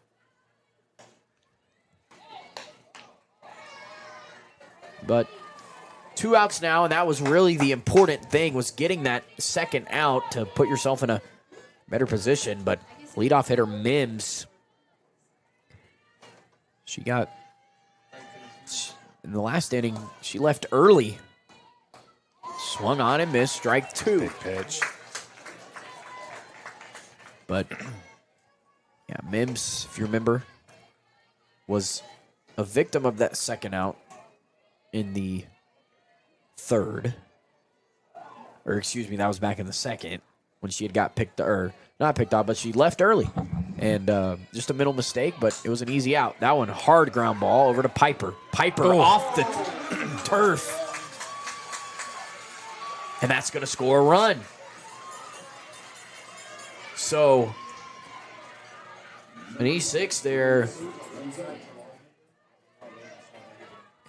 And that'll bring up Kendall. 1 for 2 today. She reached on a walk in her first. Yeah, it looked like the Lady Hawks were going to get out of a jam there, and unfortunately it falls the other way, and now it's 4-1. So, 4-1 ball game. Longview leading in this one.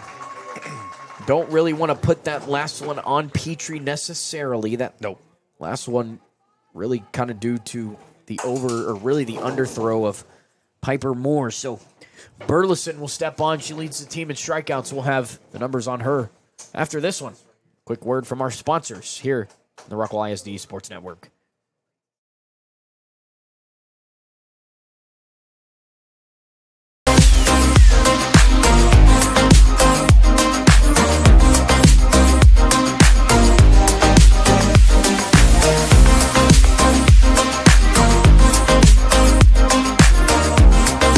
Investing in you and our community is what sets Alliance Bank apart. We are community banking. That's why you can find us at nearly every event volunteering, sponsoring, and donating. Alliance Bank has been serving Rockwall County for over 16 years, and with your help, we have grown into the go-to bank for our community.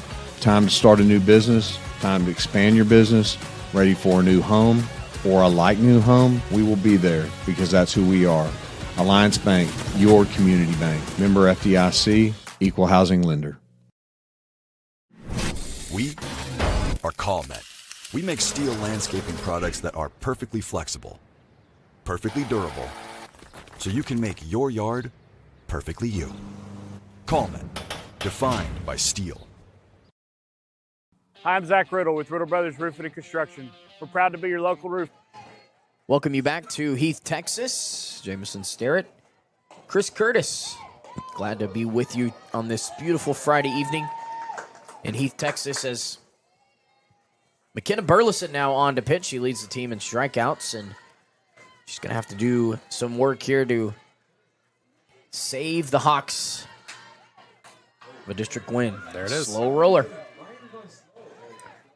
It's there for the out. So, 2 pitches is all that Burleson needed, and we'll go to the bottom of the 4th. The Hawks lead it, or they're trailing this one, 4-1. We'll be back in just a moment.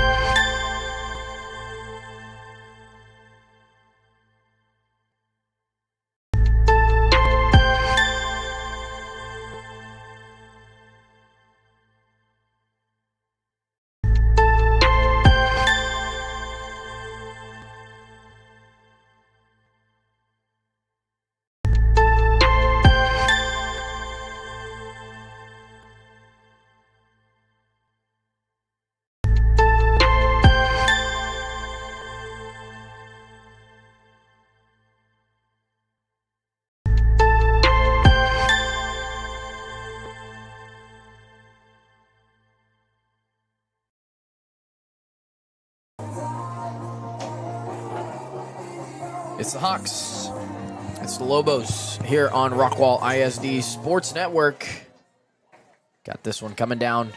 Final stretch. We go to the bottom of the 4th, officially halfway through with this one, as Jada Williams will step up. And at the break, Chris, we were talking about if Rockwall loses tonight, you kind of have your 4. You essentially would have your 4 with 2 to go. You'd pretty much have your 4. There'd just be a seeding at that point. You pretty much would have your district champ. So 2, 3, 4, trying to figure out. But of course, you get 2 D1s, 2 D2s at that point.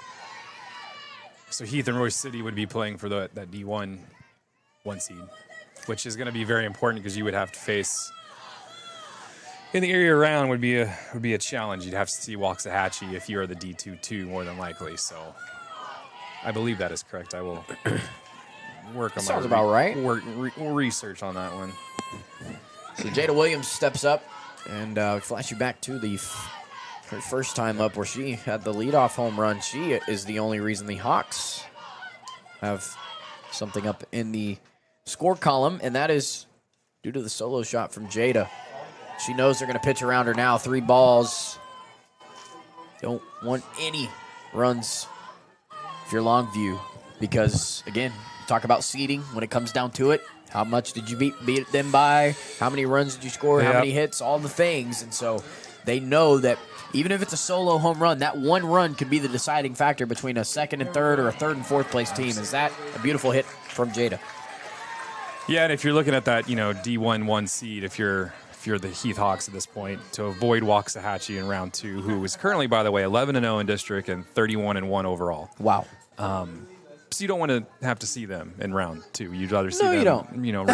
rather take your shot at them in round 4 or 5. So I believe it'd be 5 is when they would see them again. Yep. In the if you want to semis, if you want to keep your season going, a little later in May, then you want to try to avoid Waxahachie at all costs. Not that it's an easier road by any stretch. The D2 is 9-2. Of course, that's Mesquite Horn over there, who is going to be joining our district next year. Jada in there safe. So you're going to add another strong softball team to this district starting next year. Yeah, Horn has kind of been a sleeper team over the last few years with the softball program. They had a coaching change over the last few years, but They're kind of one of the driving softball programs for those Mesquite District. Poteet kind of does a good job every now and then. Mesquite kind of has a right team. behind them. They're one game behind, so that's 2 Mesquite schools. There's a drive. Sophia going to run it out. High throw, but Jada won it. She did. She did. Jada, and again, Jada, her aggressiveness out there on the bases. She wants it. Obviously, she knows the importance of this game. Again, her senior night. She's done well so far. 2 for 2, though, as Burleson will now step in for Petrie to bat now. Of course, Jada, a 2-sport athlete, playing basketball and softball. Feels like just yesterday when she popped on the scene here at Heath, but she has made an absolute name for herself. She is ready to speed on home here and cut this lead in half. She is. Burleson going to check bunt, but strike called. So, 1 away, though. So, a pop-up wouldn't hurt if it's deep enough. Obviously, with the speed of Jada, just about anywhere on the field. Sure. She could probably score or hurdle the catcher or something. Who knows what you'll see when Jada's going to make a run for the plate. Oh, my goodness. Got to call that both ways, but gets it called for Longview. It's 0-2 now for, that is Burleson with her first look tonight. Of course, if you're the Hawks, you have to get this run home here. You do. You got to take advantage of this. It feels so important. It's a lot easier to come back down 2 than it is to come back down 3 in baseball. Absolutely. It's easy to get a runner on and a solo shot, or a runner on and then a home run, or you get 2 on and get a 2 RBI knock or something. It's just so much easier to score 2 runs than it is to try to come back and get that 3rd. So the pitch 1-2 is high. 2-2. Count goes even. 2-2 now with 1 away.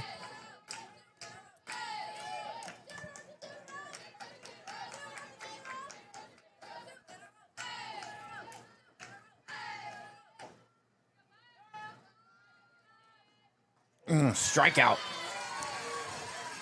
Burleson set down on strikes, and that'll bring up AK.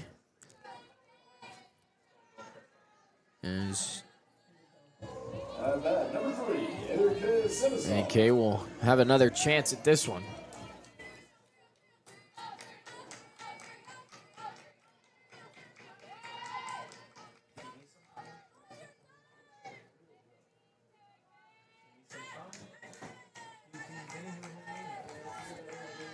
So 2 away for AK.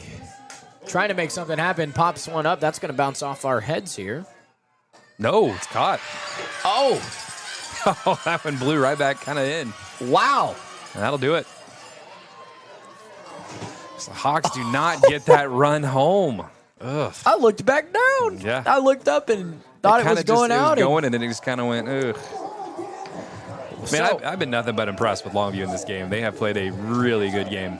They have. This is a different team than we saw 2 weeks ago out in Rockwall. Of course, they did beat Rockwall, but just a different team, different mindset. They are feeling very confident right now. And the Hawks have to try to get this figured out here, or it will be a not-so-good week here in Lady Hawkland. Would be a stinger for sure, especially on a night like tonight, senior night here for the Lady Hawks. And this game means so much to so many of them. A lot of them best friends, Absolutely. made through the team, and all the things. So obviously been together for a long time. Yep. Most of these girls growing up in kindergarten all the way to senior year of high school.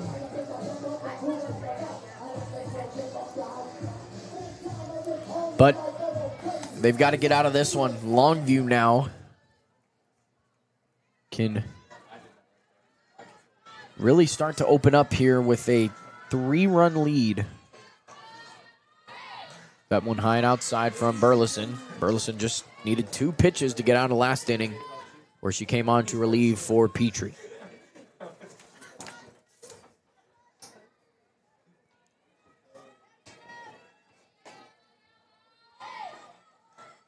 So I believe this is Jones at the plate. Don't see the number yet. I think it is.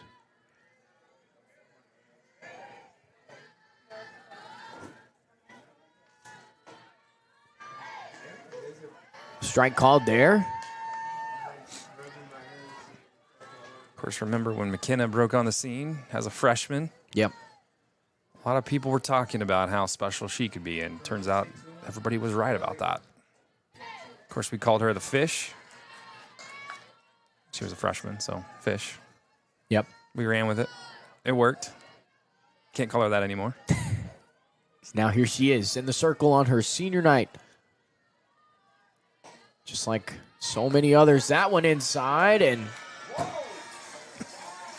doesn't get it to get called.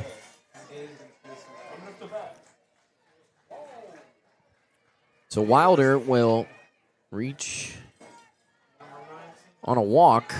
That'll bring up Jones. Jones comes into this one. I think McKenna's just a junior, right? She a junior? She a senior. Oh, yeah, she is. She's got one more year. Yeah. Well, don't okay, send her hold away on. yet. Wow. Don't send her away yet. Yeah. There's already too many of them leaving at this Good point. correction. Thank you for that. That was... She will have her night next year. Yes, she will. But that's good news for the program. Yes. You get to have her back. I was like, there's no way. It's been 3 years already. Oh, got Runner it. goes. Just late.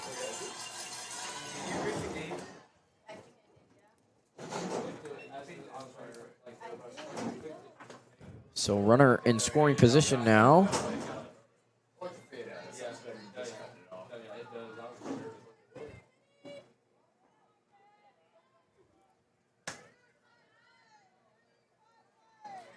Got some other people tuned in from more of AK's family from Ocean Springs, Mississippi. Supporting AK and the Hawks. Rockwell Heath baseball just wrapped up their game, 9-0 against Longview. Of course, they now have a date with Rockwall starting next week, 2-game series. Of course, that one's going to be for just about everything. Lead in 10-6A, perhaps a district championship if someone sweeps. Wow. Of course, Rockwall could have a 3-game lead by the end of next Friday night, or they could be in third place. That's just how tight it is up in the top with Tyler, Heath, and Rockwall. Tyler has a lot of talent this year as well. Salty. On their squad. Salty. Yeah. Yep. Salty baseball team. Yep. There's some talent out in East Texas, that's for sure. And to complete the strikeout over at first is Moran. So drop third strike. But Moran will complete the putout. Of course, now Longview's in the position Heath was in last half inning with a gal on third with 1 out. See if Heath can deny another run here for Longview. McKenna, it would be her first earned run. The only run that all the other in favor from Petrie, but Petrie's night came to an end, giving up 4 runs with 4 strikeouts. So not a bad night for, Not at all. for Alex.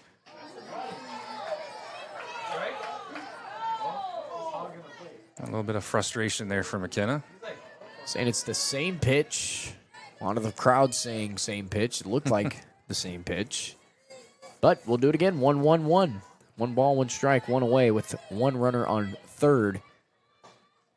McKenna goes to it again. And she got the swing on that one. She did. And it's her just the savviness there, just able to throw that again. One more time. Say, here, you're not going to call it. I'm going to throw Do you it again. throw it the same exact one for the 3rd time. Maybe it'll go my way. You've called it one way for me one, and then you called it against me, and I'm going to get her to swing. Here, right? Yep. So 1-2 now. Gets her to swing. There you go. and struck her out. So in just 4 batters, Kenna Burleson able to pick up 2 strikeouts. Picks up her 34th and 35th strikeout of the year. So You mentioned that savviness from McKenna. She just kind of brings a different energy to the middle of the game for these Hawks when they get to this type of part of the game, whether they're trailing or whether they're up 13. Yes. I mean, she finds a way to kind of inspire this squad. So I loved watching her start last week, but Yes. to see her so far come out with this energy Yep. after Petrie, where Petrie kind of came in, kept it slow, kind of picked up a little bit, but for McKenna to come back and sit here, and if she doesn't let this run come in and gets this out here, gets her to Absolutely. swing, it's going to be huge, because to be able to do that as a pitcher, to come in and kind of set the tone Absolutely. late. A lot of times you want to come out as the starter and Yes, set the and set tone. the tone, yeah. But when you can come out in the 4th inning, 5th inning like we are here and set the tone for the back half of this game, it says a lot about who you are as a pitcher. And that's one of the things that I think a lot of people noticed when she was a freshman. She was coming out here and screaming and yelling and fist pumping and doing all that stuff. And it's just like, wow, and this is a freshman doing this. So Yep. just shows you what kind of leader she has, turned into. She was a leader from day one out there. And the team follows her lead, too. They do. Got her on the elbow, it looks like. It's 2 No, and 2. they're saying 2-2. Do they call a foul on that, or they say it hit her in the elbow? Longview's saying elbow. And then she's coming back. So 2 and 2. After all of that, it's a 2-ball, 2-strike count. I'll take it. You think this is coach going, hey, be honest with me. Did it hit you? That's exactly what they're talking about. Because, not necessarily saying that it, I guess it does make a big difference. You leave her on, you get a chance to third out, put her on. But chance here now. 2 and 2. 2's across the board. 2 balls, 2 strikes. 2 outs. That runner still on third. You mentioned earlier the Hawks were in this situation in their last half inning. And there it is. Takes Swung advantage. on. Wow.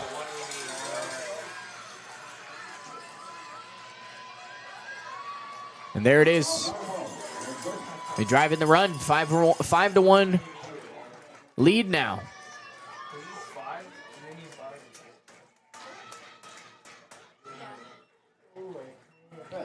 So runner on first with 2 away. The Hawks gonna have to climb back. Swung on and missed, strike 1. And Chris, you don't want to say it's too far out of reach, because you It's talked not. about it. Yeah. When the Hawks, when their bats are hot, don't turn this game off just yet if you're watching, because the Lady Hawks can do just what the Lady Lobos did back in the top of the 4th, where they were able to get 3 runs across. And they can very well do that themselves and put this game right back in reach. But got to Absolutely. get this third out. Got to get out of this inning. Like you said, Longview's just kind of, they are just playing some really good softball here. This is impressive. You have to tip your cap right now to Longview. You kind of feel like they're playing with the why not us mentality. They're out here, and it's look out for Longview. It's look true. out for them. Yeah, you get a team like that who will get hot in the back end of the season, win some key district games, knock some people down. They'll continue to climb and move up, and that's what we're seeing. Longview playing really good so far tonight. Burleson trying to get the girls out of this one. That one, thought about it, but it was low.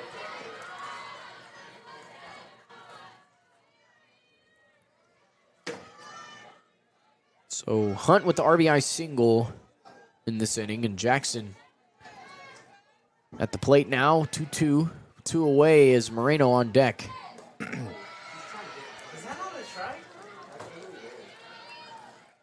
Has not gotten that one to fall, and I don't know if McKenna wants that to be a called strike, You can or tell if she's she's getting trying to get her to frustrated. if she's trying to get her to swing, because she's gone to that pitch so many times. She's favored that one. She goes to it again, and it hits her. Gotta go off the bat? No. It did. Come back, man. Come back. Let's not get a call going. We're not going to win that. They're saying it went off the bat, but Longview is saying it went off her arm. Trying to open up the. We're going to have a chit chat. Going to talk about it. It was loud like a. Yeah. Like a. Yeah. Sounded like that. Yeah. That window's still frozen shut from 2021. Yeah, it is. I was going to try to hear what I could of what was being said and tried to hear what crowd We're of still- the Longview that Still made their talking way. about it. They're going to try to show a bruise here if they can.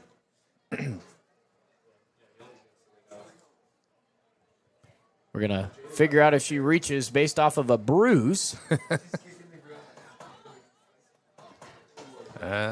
Blue's holding her call. We're going to do this again at 3-2, it looks like. Yep.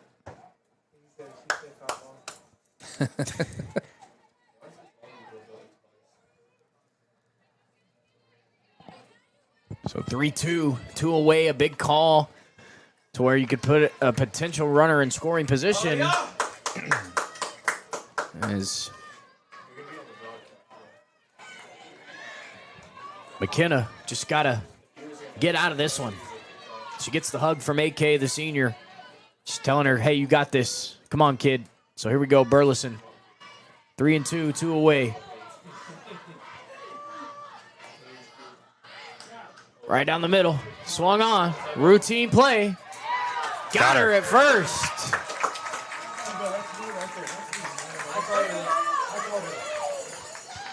Time to hit.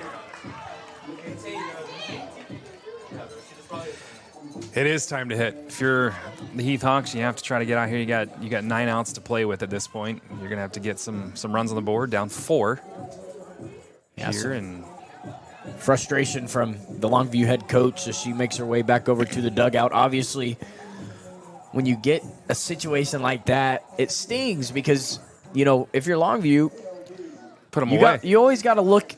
You always got to look at it from their point of view. If you're Longview, like you said, they're hot, their bats are hot, all the things, and they could have had a hit by pitch. Which, if you're a Lobo fan, everybody's going, man, that hitter, come on. And so, sure, you take a situation even she's from. saying it. I mean, look at Yeah, I mean, when they've got the glove off and Yeah. they're trying to check for a bruise, there's really nothing you can say about that. Yeah. But to have that happen where it goes, man, she pops one on the ground, grounds out as a bang play. There's going to be some frustration there from the coach, Absolutely. but able to. If this game was still that 1-1 ball game, there Sure. might have been a little bit more. Sure. But because Longview has that good 4-run cushion, it's going to help keep the emotions Sure. down a little bit tonight. But if you're Heath, take that break you got right Yes, there and yes. put it to your advantage if you can, because not only did you save another run right there, now you're in this game. I mean, You are. 4 runs is nothing for this Heath Hawk team, and they just need to. They're going through a little slump right now. They just need to figure it out. They've had a tough week. You know, obviously getting shut out in Royce City. Yep. And only getting the 1 run so far this week or this game, and so they got, like you said, 9 outs to play with, and they got to start right now. You know, I will say this: Longview able to score 4 in the last 2. Heath, could they do that in these next 2 and then carry that momentum into the bottom of the 7th, trying to put this one away? But Thornton will lead off, or the Lady Hawks popped up right to the left fielder for the out. So Thornton will fly out. She flew out to left in her left field in her first at bat, and she does the same again. So Thornton flies out twice tonight. She's 0 for 2, and then I'll bring up Piper Moore. So back to the top of the order. Piper Moore 0 for 2 tonight. She struck out, lined. There's a beautiful hit and she dropped it. That's going to be a spark. And Moore is going to get in there. Go. Well, Nobody there. Nobody there, yeah. But Piper Moore going to stand up due to the error there. Piper was one of those two out here this afternoon hitting balls, and she was just spanking them just like that. Yep. She had the Ella Langley blaring out here today. Come on. That was her motivational music this afternoon. Piper Moore, a very talented player. Obviously knows this situation for her teammates, for her friends. Moore, a junior, but she's got friends like Taylor Scott at the plate, and Scott with a chance to bring in more, but Scott lined out to center field. She had the beautiful hit, but it was again right where that was the start of those 3 lineouts in that the last 2 innings. So chance here for Scott to do some damage as 3 balls and no strikes. So Scott can just take here until she gets that strike. But I think if you're Longview, I think you kind of know, who Scott is. You know the name. Absolutely. You know who she is as a player. I think you want to pitch around here in this situation. Is that one? You don't want her to touch it. Yeah, you don't. So she's going to reach there on balls. So she walks in that one, and that'll bring up Raymond, who hit off the fence. They're going to bring in center fielder to pitch. That's what it looks like. Actually, I think she's just going to call everybody in and say, hey, 2 on, 1 away. You got a girl that hit one to the fence. Yeah. And, but, hey, you got 1 away, and your tying run is on deck. Yeah, again, we had a big moment earlier in the game where I kind of said this felt like the game was on the line, and Longview ends up putting 3 on the board. Yep. This feels like the Heath Hawks moment where they can put a dent in this deficit at this point and try to get back in this game. You feel like this is the time you have to do it. Well, and Raymond, big bat. We obviously saw it earlier. Is she hit one off the fence in her last at bat.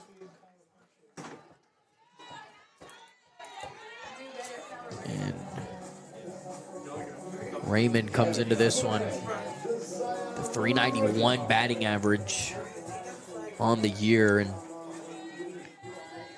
Raymond hasn't picked up a home run just yet, but I'd say she's due up for one here. I'll take one right now. Absolutely.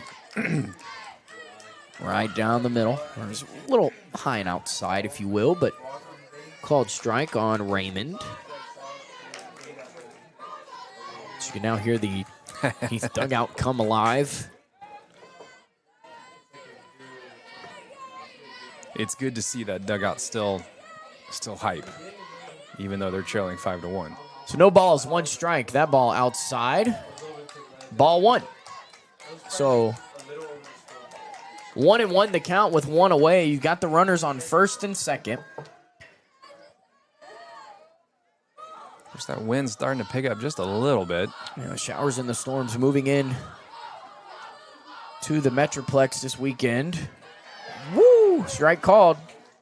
So it's a 1-2 count now. 1 balls, 2 strikes, 1 away. Again, this at-bat feels big. If this isn't out, it would be the second. And that, just like you said, it feels big. This feels like a momentum changer right here. The pitch. There it is. It's a beautiful hit. Oh. And it's going to drop. And Raymond's going to drive in 2 runs. A beautiful bombing throw from center field, and Raymond's going to get in there with an RBI triple, and the Hawks have cut into this one. You almost feel that throw. If 14 didn't grab that ball, there was going to be an inside-the-park home run right there. That ball was going to find its way to the backstop. Raymond saved a run, another run right there. Raymond with her second outfield knock of the day, and that one drives in 2 big important runs, and your tying run at the plate. That's exactly what we said. Felt like a momentum inning for the Lady Hawks, and sure enough, they deliver in a big moment. If I'm not wrong, I believe Raymond, one of those freshmen. Yes. This year. Yes. So one of those that you're going to get to see. It feels like that freshman class at Rockwall Heath. is going to make some memories in their high school careers. There's freshmen on the softball team, on the soccer team, on the basketball team now, the football team.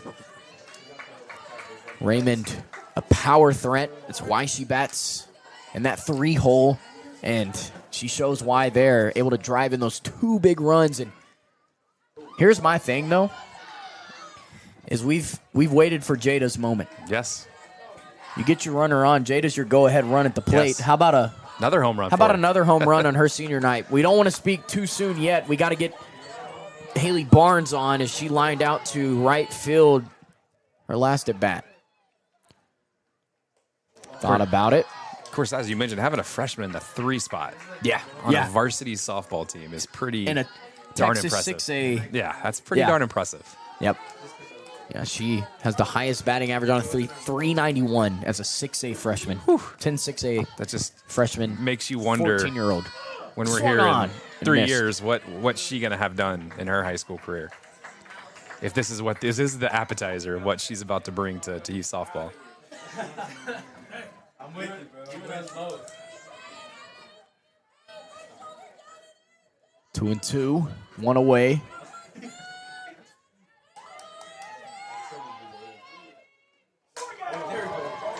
That ball's deep. It's going to drop, but Raymond's going to score.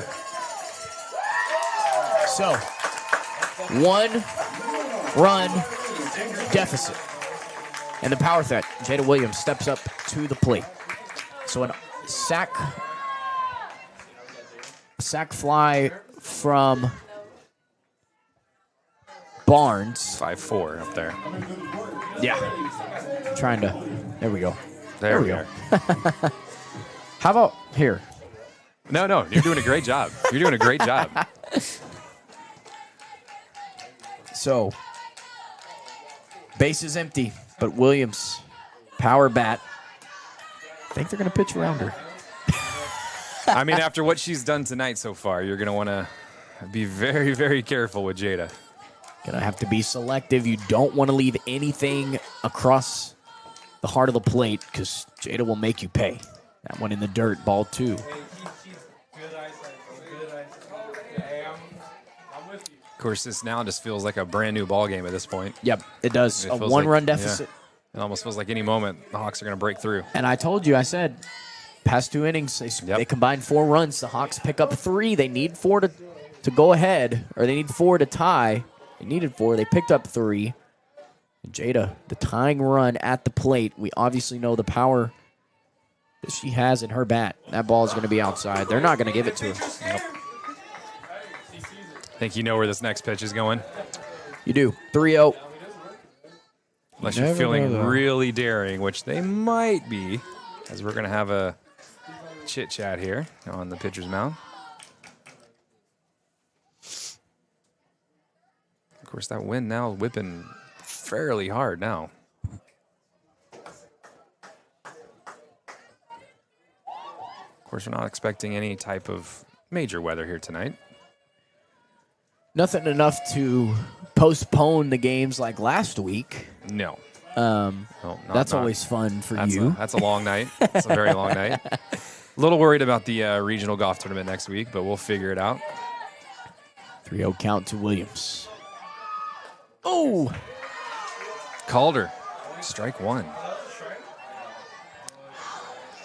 The crazy thing about the regional golf tournament is they do not give you breaks. You have to play somehow, some way. So you could play 18 holes, and that's it. You're supposed to play 2 days. You might just play 18, and you're done. They're not forgiving when it comes to weather. You have to get it done that week. So Williams, Jada, she'll get on. Reach on balls. Obviously, they wanted to pitch around her. They know the threat. She had the home run back in the second, rather. And the go-ahead run at the plate. And I know you pitch around Jada and you know, all the things, but here you go. Just about anybody. Next girl up can do the job for the Lady Hawks, and that's what Marin has an opportunity to do this at bat. Uh-oh. Jada caught in a rundown. Of course, if you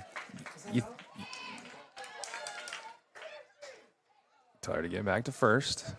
Of course, if you think about it, if the Heath Hawks are able to get some sort of ball in play, this game's going to be tied. Yeah. Jada is going to be flying.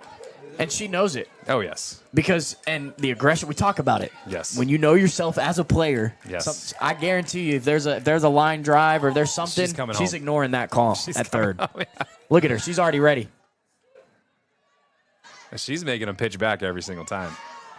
Because, I mean, overthrow, she's scoring. Oh, yeah. It goes that Even way. if you overthrow it, She's Jada gone. Williams has a chance to score. So she's 1-1, gone. 2 away. Big at bat. Marin, chance to drive in the speedy threat of Jada Williams. Pitch outside. Ball 2.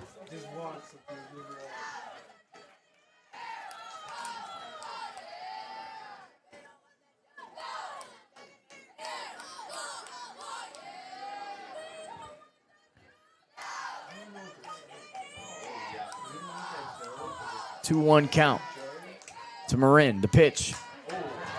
It's got it. It's trouble. Got it. Makes the grab for the final out. That was dangerous. It was a dangerous-looking play. Could have been trouble. If that one would have dropped, Jada Williams would have scored. This place would have gone crazy, but 2 more chances to do so. They cut into the lead, 5-4.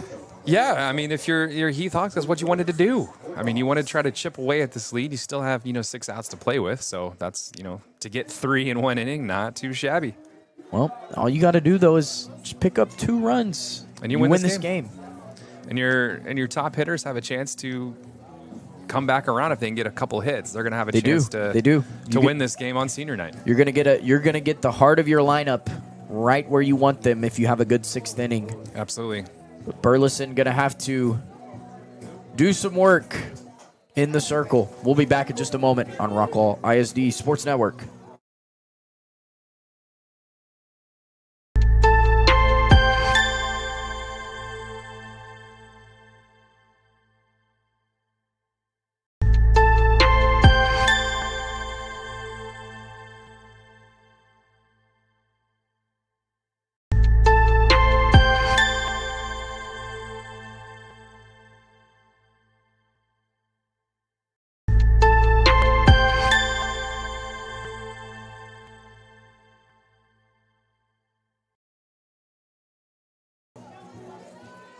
For our scores, we welcome you back to Heath, Texas. Jamison Starrett alongside Chris Curtis.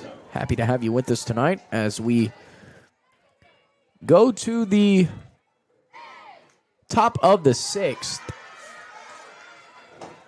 As a ball called for the first pitch to Marino, and Marino had the 2 RBI single back in the 4th to really get things going for the Lobos to open up the scoring the scoring run that they had there in the 4th was set up by the 2 RBI single from Moreno. So another opportunity for her to do some work here.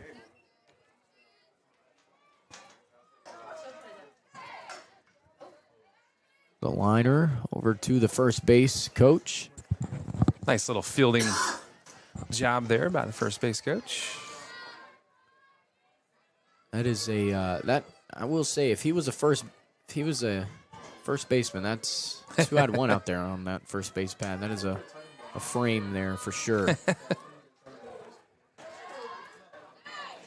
one is low. You always want to have size on the corners. Sure. In case the throw, it's low, high, or wherever, you want to have somebody long to stretch out there. Absolutely. That one swung. That's trouble. Williams chasing. It's going to go for it again. Says, McKenna, how about you go? You go work for that one. I'd rather not lay out for that one. That one not as an important out. Sure. But Jada being smart, playing smart. You don't want to make a stupid mistake that could cost your season, cost your team. Make a dumb play where you end up tripping over yourself or something, or another shot down the line fouled. But something where you just want to play smart. You don't want to do too much. That wasn't the game final fly ball that you could have caught and saved the day. It was just a routine fly ball.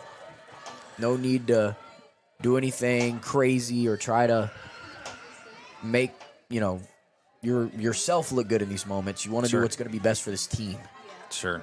So here's the Hawks. It's trouble. Scott running over to it. She can't get to it. Of course, we talked about the significance of this game with other games going on. If Longview were to win this game, they pretty much have clinched a playoff spot. They will have eliminated Rockwall with a 3-game lead with 2 to go. That would keep Rockwall out of the playoffs. But if they lose this game and their buddies from the south side win, and Rockwall were to win in Tyler tonight, which that game was 3-2 at last check again, it leaves the door open for Rockwall. They will have to officially win out starting next week, but still alive. And for the Heath Hawks, they're still fighting for that D1 seed in 10-6A. Of course, Forney is looking like unless something catastrophic happens. And that's the hard part, is you have to throw that part in there of like, man. It could. Oh, my. That's going to drop. Okay. But that's the hard part for a team like Heath, or really anybody else in this district, is especially when you got to play that team that's probably going to just throttle you. Which probably, like you said, all the magical things that could happen. That's kind of how most of these teams felt when Rockwall was absolutely stacked. We have to go to Rockwall. We know we're going to get smoked. And It's the same way. It's one of those things where it's like you got to factor in that, okay, if Heath wins tonight, they probably they might drop that game, but that's why you look here and you go, strikeout, Burleson gets her. Well, and you think about that, I mean, like you said, Rockwall was the absolute giant of 10A 6A softball for a while, but the only team that came into their house and beat them, this team right here. Yep. The Heath Hawks. They were able to beat them one time. Yep. So it's possible. I mean, it is. Granted, that is a rivalry game, and you kind of throw everything out the window when those two play each other. But it's one of those things that you have to factor in that game against Forney for the Hawks. When you look at a game like this, when you look at Longview and you go, hey, if they lose this one tonight to Longview, you got to almost factor in that second loss. You got to anticipate that they're going to lose that second game, and then you have to go, okay, hey, we got to win out now, or we're going to look like Rockwall, or we could be tying in with Rockwall, or we're going to be, But all being said, you got to get your business done tonight if you want to be out in the front. You got to win this one tonight. You don't have to, but it helps you. It'd be nice too, and you still, we talked about it already. The Waxahachie will await the winner of the D2 team, essentially. So you want to try to avoid them. At least give a couple other teams a chance to knock them out before you have to play them. Yep. Beautiful. Just missed at that one there. It looked like a good swing. Just couldn't get the barrel on the ball. As Goldsby comes in, she's 1 for 2 with a single. 1-2 count now from Burleson. Inside. Gets her looking. Got an update from Rockwall. It is 7-2 Rockwall. There we go. So that would essentially, if that score were to hold, you would have your final 5 teams left. There's only 3 spots to play with at that point. Yep. One team's going to be left out. Of course, Longview would be fighting with Rockwall, and Royce City, of course, could lose out, and that would cause some traffic right there. So Rockwall looks like they're going to be able to stay alive in the playoff race. Yeah. And do you think, you got to think Coach from Longview is telling her girls that tonight? Like, if they even notice it, if they even know about it. I mean, I'm sure they're keeping an eye on it. You would think. And I mean, not, telling them, throughout the week and throughout the, they probably had that conversation prior to this game. Yeah. It's like, hey, man, this one is. It's getting tight at the bottom here. Yeah. And when you look at it from a coaching standpoint, it really does matter. When it comes down to it, you want to win those games. It's your job. Your job is on the line when it really does come down to it. There's a swing and a drive. That ball's deep. Jada Williams is there for it. The wind's going to keep it in. That'll be the third out. So we'll go to the bottom of the 6th. No runs score there Get one to reach on the walk, but other than that, Burleson able to keep the 0 on the scoreboard there. Their first shutout inning since back in the 3rd, so able to get that one. We'll take another break. Not many left as we move into the back half of this game. We'll be back on the Rockwall ISD Sports Network. We are CallMet. We make steel landscaping products that are perfectly flexible, perfectly durable, so you can make your yard perfectly you. CallMet, defined by steel.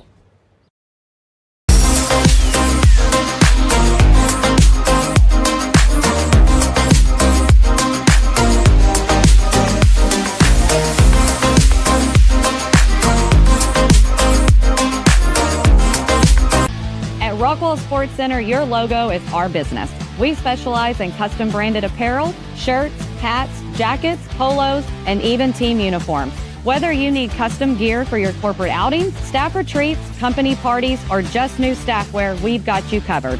We can use your design or help you design a new one. We offer high quality customer service and always put our customers and their satisfaction first. Contact us today and let us show you how Rockwall Sports Center can have you looking your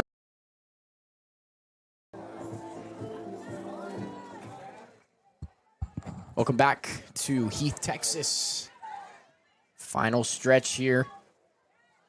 2 more innings left. Just 6 more outs for the Hawks to play with. Burleson swung on and missed the first one. Rivera still working at this Hawk lineup.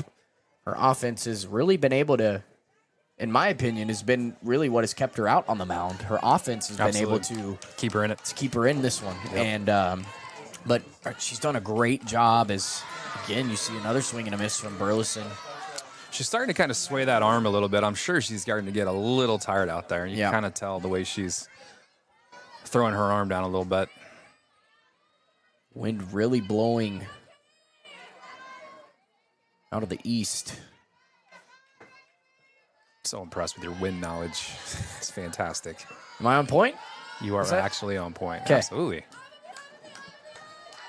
Blowing at a weird east angle as I'm trying to look at the flags, but yeah, it flips over the baseball field. It kind of blows in, then it blows out. Blows in on the left and out on the right. Then it'll just swirl kind of in the middle. Yeah.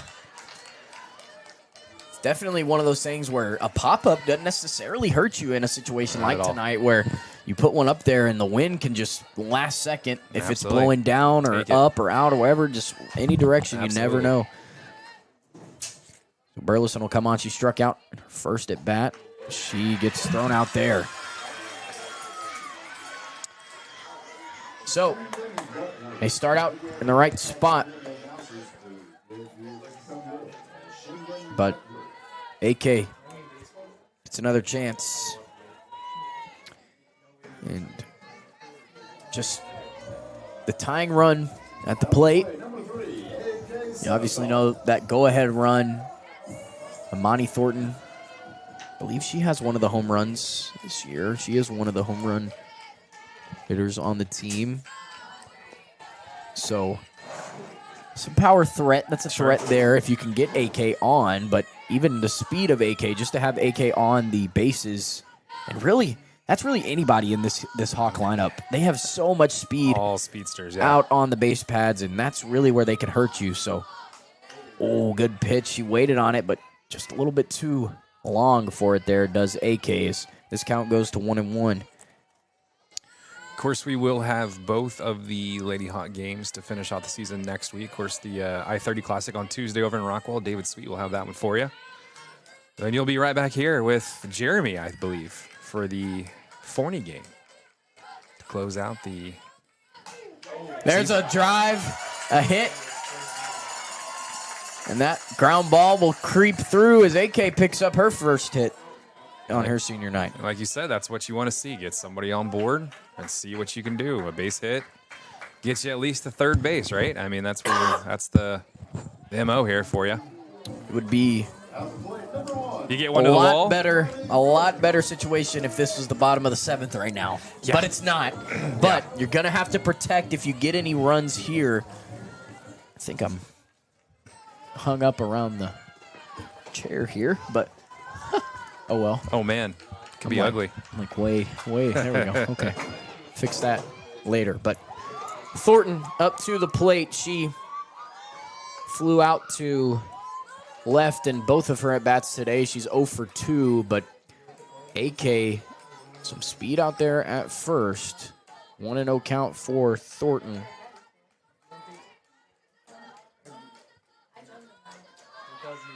Thought about the bunt. AK goes. It's trouble. She's in. Not able to glove it cleanly. The shortstop. That is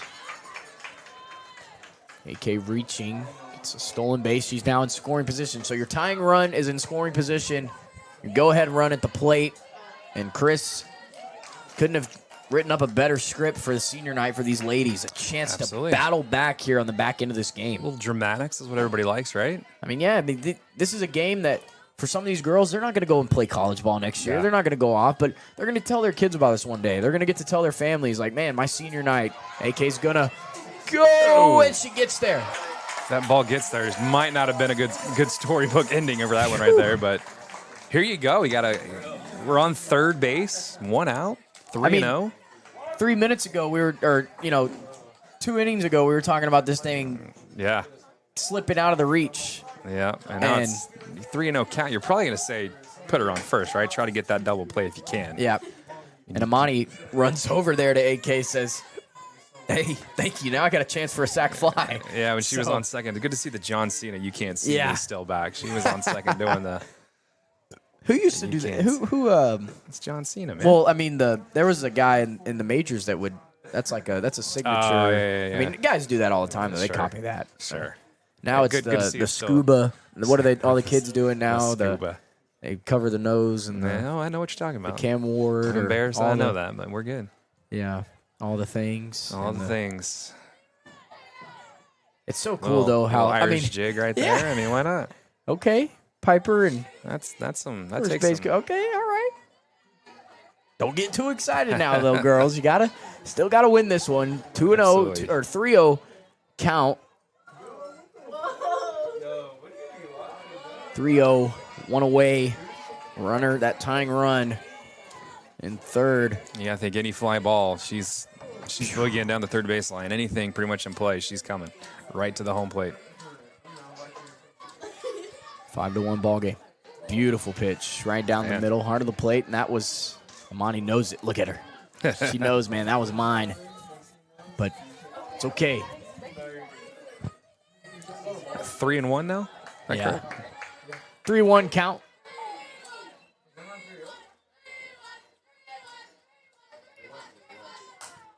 It's a ground ball. It's going to score the run. Oh, she dropped it. And its tying run does come across.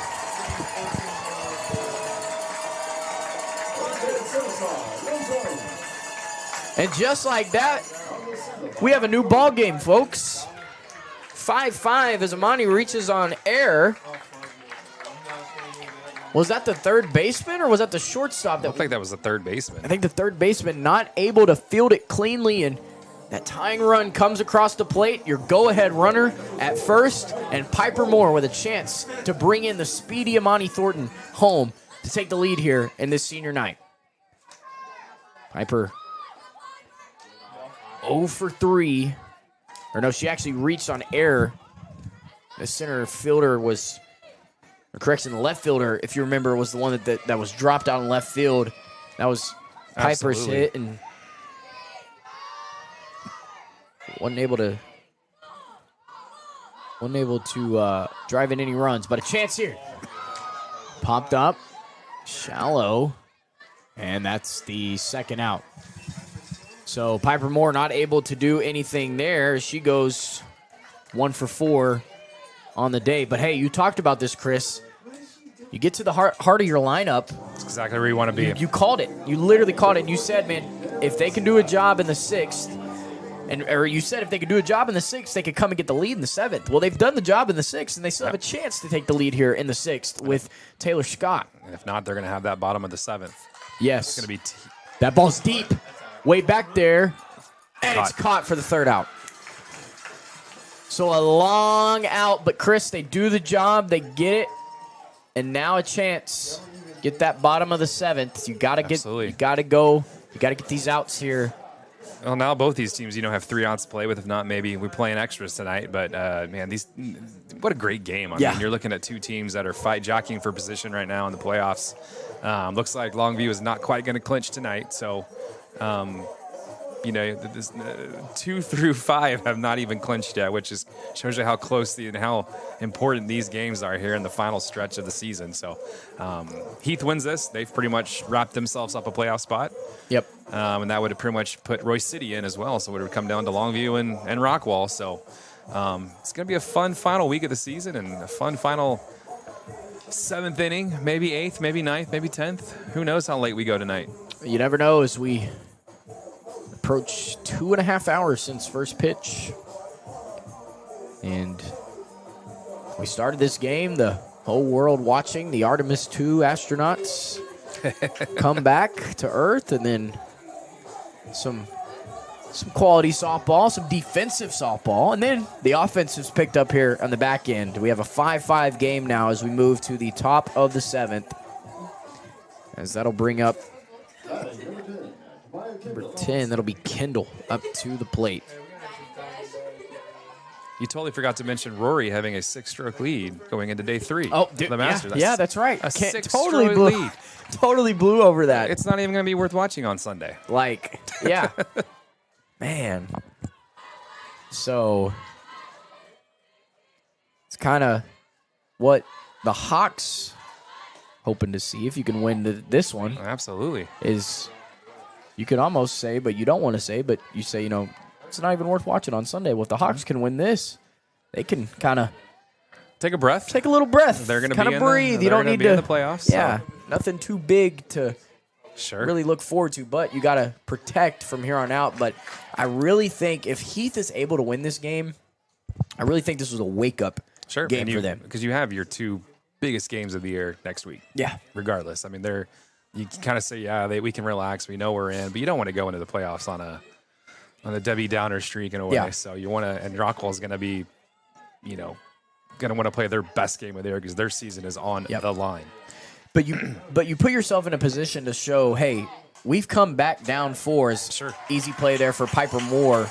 Makes up for 2 others that were hit over her head earlier tonight, but makes up for that one there. But, you can show yourself that, hey, we can when we can keep our composure, when we can play our ball, when we can just do what we know how to do, we can come back on some teams that And the Hawks have shown they can beat you 17-4, and they've shown you that we can be trailing by 4 or 5, and we can come back on we you. can still beat you. Yep. So they're an all-around type of team. Grounder, Scott off the chest, able to get it though. Is 2 quick outs. Gonna have a little bruise there tomorrow, but it's another one where it just takes if it's got some top spin on it, it'll jump right at you, or if it's got some back spin, it'll die on you, or it'll bounce left we've seen to right. that throw all night, and it's not been on target. So good to see that when it mattered. Yeah, and obviously, and obviously a veteran play there made from. Ooh, it's gonna get her off the inside ankle. I think we're gonna say that one hit her. Yeah. I think we need to take the sock and the stirrup off to see if this one has left a bruise. No, I think maybe just her walking. We're gonna call it. Yeah. That's not gonna feel good on that. That's not a LeBron either. That one I think got her, y'all. Yeah. But Burleson, now you were just where you thought you were about to get out of this inning, and not really you don't really pose a threat, I guess, with speed. At first with a hobbling. I don't think they're going to take her out by any stretch. No. I think she says she's good. She's ready. Takes a hop or 2, and wiggles around. Oh, here we are going to see a pitch runner. Number 6 will pinch run for, that was Kendall. So we'll bring up number 7, Wilder. Correction, that is Johnson up to the plate.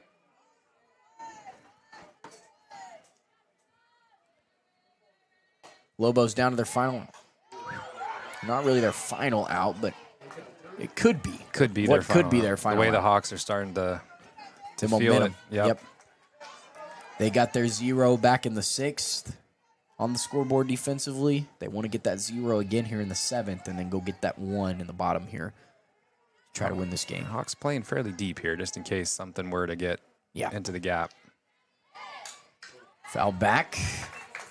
Picks up the strike. 1 and 2 now.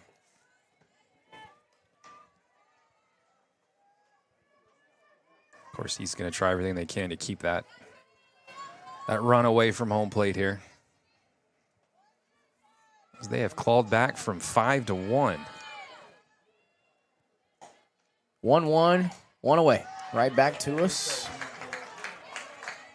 So picks up that second strike, and it's always a good sign when you can get the hitter to foul one off and get you to get that strike back. Absolutely.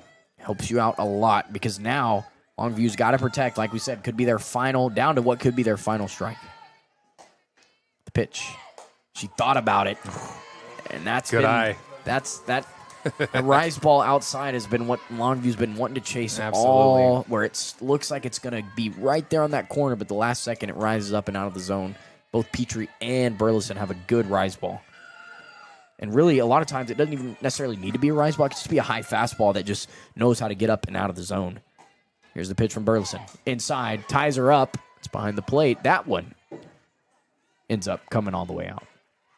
Just found the gap there. Saw one earlier that one did actually creep through into the crowd. No, we still got to keep a souvenir. Keep an eye on. Yeah, that ball's probably long gone now. Yeah, the people watching in other states and around the country, the complex here at Heath has got the nice shaded things. The what are those called? The awnings. Awnings over them. Couldn't think of the word there. And helps out with the shade. Ground ball. Here's your out. Routine play from Moore. And there's the out. So the Hawks have a chance, Chris, to go and get this one. Just missed the scuba. They were doing the scuba out there. Oh, man, I did? Yeah, absolutely. The Hawks really have, they said they've clawed back. They found their way back in this game. They didn't panic. Obviously 5-1, not where you want to be against Longview, a team you beat 17-4 the last go-round. But, of course, this has been a very different Longview team than we saw here a couple weeks ago. Yep. Definitely a different one than we saw, that did beat Rockwall, but they struggled to beat Rockwall. They beat them, though, but this team's really found some momentum, and they're starting to feel it. So to come back in this game and to win this game with the heart of the lineup coming out for the Hawks and the ones that have the hot hand right now. I mean, and they have it all day. Yeah. And you've got your 3-hole, your power threat, the freshman Raymond up. She obviously had the two big hits that really helped out. She had the one off the fence back in her first plate appearance, and then she had the big hit last inning. And she's got a chance to walk this one off. She could do a walk-off home run. You could get, anything. You could get a runner on. Then you get Barnes up to the plate. Barnes is 2 for 3 on the night. Jada, obviously, 2 for 3 on the night as well. Sophia, she's 1 for 2. So the rest of this lineup has touched the ball tonight. Everybody's gotten a hit. So everybody's got a chance here from here on out. And so a big opportunity here for the Lady Hawks as Raymond, the freshman, will get a chance. Obviously, everybody here knows the threat of Raymond, the power bat from the freshman. The pitch is outside. Longview not scared to load the bases up. They can give up the walk. We've seen that tonight a few times back in the 3rd and the 4th where they gave up a walk or two and Rivera was able to battle back and still get those outs. But it's crunch time now for Raymond. A 1-0 pitch.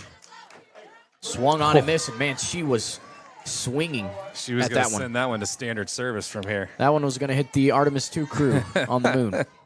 Well, they're back now. Well, yeah, so I guess that one wouldn't really work, but it would have found the crater out there. It would have put a crater in the moon for sure. We would have named that one the Raymond crater. The pitch outside, Ball 2, 2-1 now. Trying to get her to chase. She does it.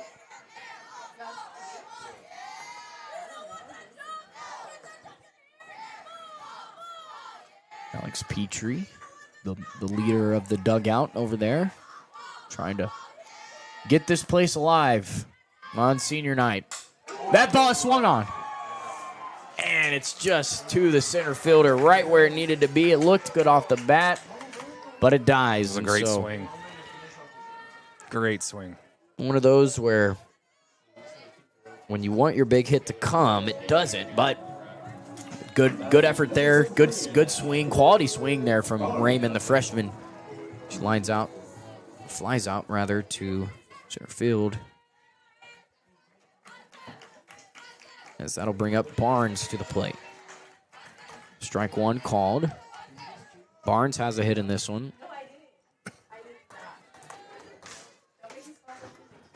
At this point, an opportunity, though. You will get to see Jada this inning. So, power threat. You will get to see her. And if Barnes goes down here at the plate, Jada, really your best opportunity Absolutely. that you have left in regulation before extra innings. When popped back toward the senior night stuff, of what's left of the senior night stuff. Remember, it was this time last year when I watched K5 hit one over the wall on her senior night. And that was a big game. They played, can't believe it was against North Forney, where they ended up winning that one. But an opportunity here for Barnes to do something, to get on at least, and give an opportunity for Jada to do something. She does. Swung deep and caught. So another fly out. Flies out to the left fielder. And an opportunity for the power threat. Jada Williams, the only one with the home run in this game.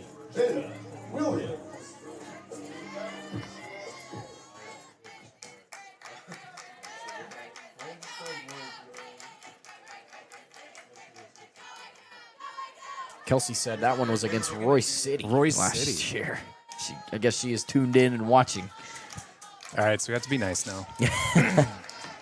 Her and the other former Hawk at Abilene Christian, Savannah Crocker, and then, of course, the Elizabeth Schaefer. There it is. Swung on. Ugh. And a chance for Jada to do it, but she couldn't. Another deep, and really, what happened there, Chris, that was just the tale of everybody was swinging for the fences. Everybody wanted to get out of here. Everybody wanted to be the hero at bat. Everybody flew out. Jada flew out, or Raymond flew out, Barnes flew out, and then Jada flew out. So we'll take a break as we go into extra innings. But the good thing about this one now, the Hawks will have that final at bat from this point going on out. So Absolutely. A big thing to note as we head to the top of the 8th. Stick with us as we approach the 10 o'clock hour here in Heath, Texas.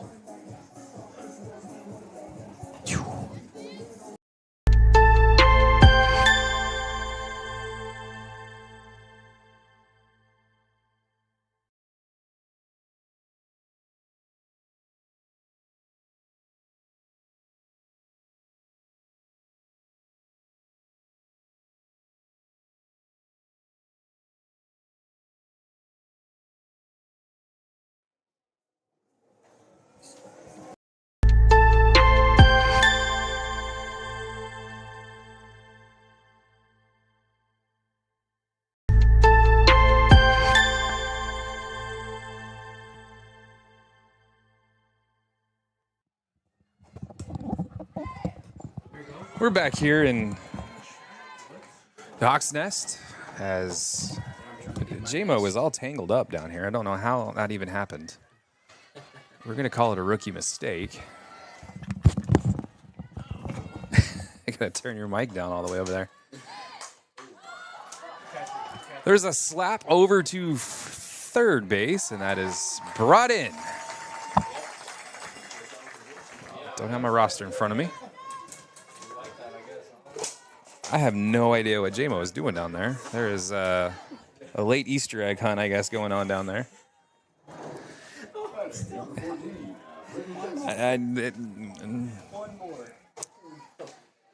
One more tangle to go until we get our play-by-play guy back here.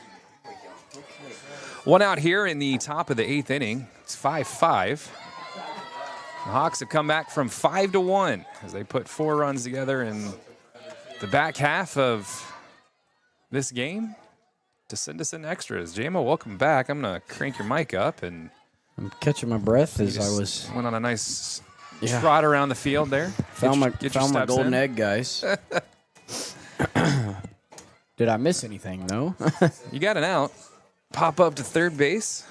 All right. I'll take that. There's a shot down the line. This could be trouble. That's going to be a fair ball. And then there's... Foul. They call foul. Okay, just kidding. That was foul. That looked like it hit the chalk. The first base coach says yes. I saw white chalk pop up. I don't know about that. Chris Curtis says yes, but... Not that I'm cheering for him, but I'm just saying it. If you Longview were coaches to are pick, saying that. yeah, if you were to pick a hit that you wanted to have, that would have been the one. that would have been a potential inside the Parker right there. Regardless, it's now 1-2. Yeah, yep, 1-2 now. Every time it gets him to flinch at it, and Burleson does a nice job with that. It's almost like a sinker. Yes. Yeah, Kelsey says Savannah Crocker is watching, tuned in. Savannah? And K5 tuning in? Yep. Love it. All the way from Abilene. A strikeout from Burleson. Of course, we missed seeing Savannah last year with that injury, but yes, glad to see she's back in action. And she made the dugout fun. She kept us entertained with her. Yeah. A lot of great chants on the sideline there. And Sav done a nice job freshman year. Absolutely. At ACU at the helm, and they're not done yet. Schaefer as well, and all the team. Of course, shout out to mine. Beautiful off speed. Wow, calls a strike. Waited on it, but gets it there. As Moreno at the plate now, and she's really been the threat tonight. She's 3 for 3 as 2 singles, a double. And that was really the RBI double. It was the big one, the 2 RBI double. That one swung on, tied her up. She wants that one back. She you does. can tell the minute she swung at that. She does. That one going to make the count go to 0-2 now with 2 outs, and you'll have Sophia, Burleson, and AK up the bottom of the 8th. Just trying to put this one away. Burleson tries to paint the corner. She doesn't. But yeah, back to ACU. They do have a chance to make that conference tournament. They kind of have to win a lot more. They got to start winning 2 games of the series instead of losing the 2 and winning the 1. There's a slapper. Scott, beautiful.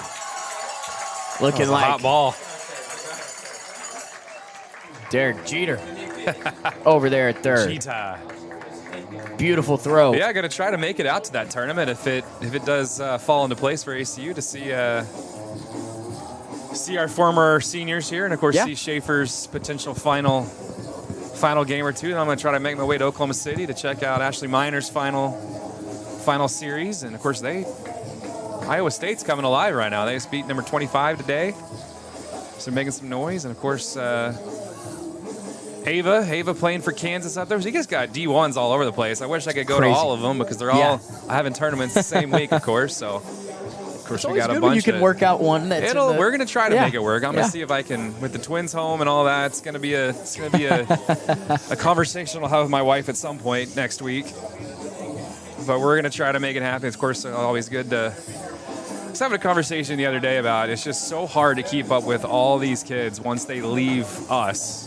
They're all over the country. I mean, it's hard to keep up with all of them and try to promote them all, but So if you're watching, tag us in everything that you're in, so we're able to share Yes. the love for you and get your name out there and be proud of what you've accomplished not only here but now at the next level, which is incredible, especially for girls athletics. There's nothing better. It's so awesome to see these girls go on to the next level and do things that are just absolutely incredible. Yeah, So. that's right. That's right. And you know, a lot of the college softball world is I feel like one of the biggest slept-on sports. Oh, it's so fun. That tournament is so fun. Yeah, it is. And to me, it's like, dude, I almost want to make a bracket every year like I do for March Madness. Well, I mean, right now you kind of have it's getting better. You kind of have always had your, Oklahomas, Texas, and all them and all. Now they're starting to get, top 10 teams are starting to make some noise. Yeah. Now you got your top 20 teams starting to make some noise.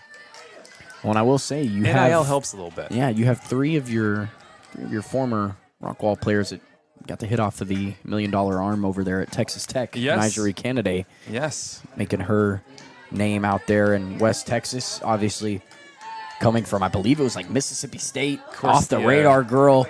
Throws what they say is equivalent to 110-mile-an-hour fastball. $1 million girl. I'm not going to say who beat him in the national championship, but I won't say my alma mater did it, but it's fine. That was fun, though. That was fun. Did you go to that one? I did. It was. You know about that? Yeah. I don't talk about that ever, do I? That's a. As I'm following them here on Twitter, seeing but and you talk about today. You talk about the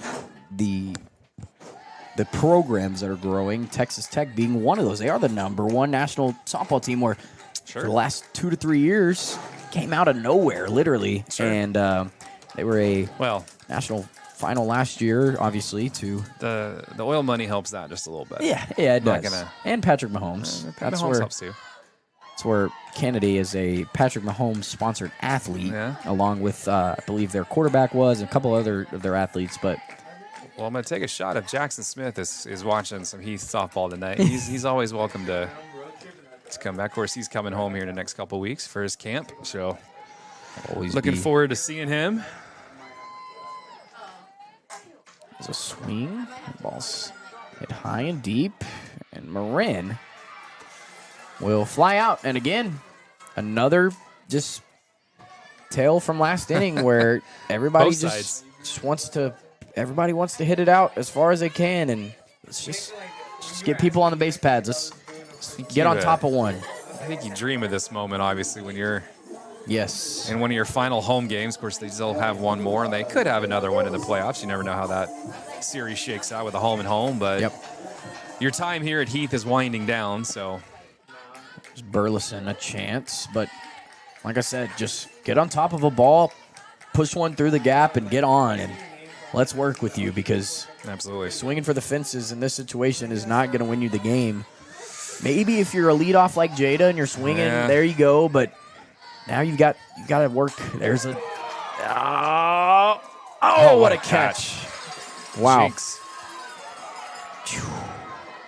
another fly out. It's as this game means something to both these teams, right? I mean, my goodness, they know how big this game is for both sides. Yep.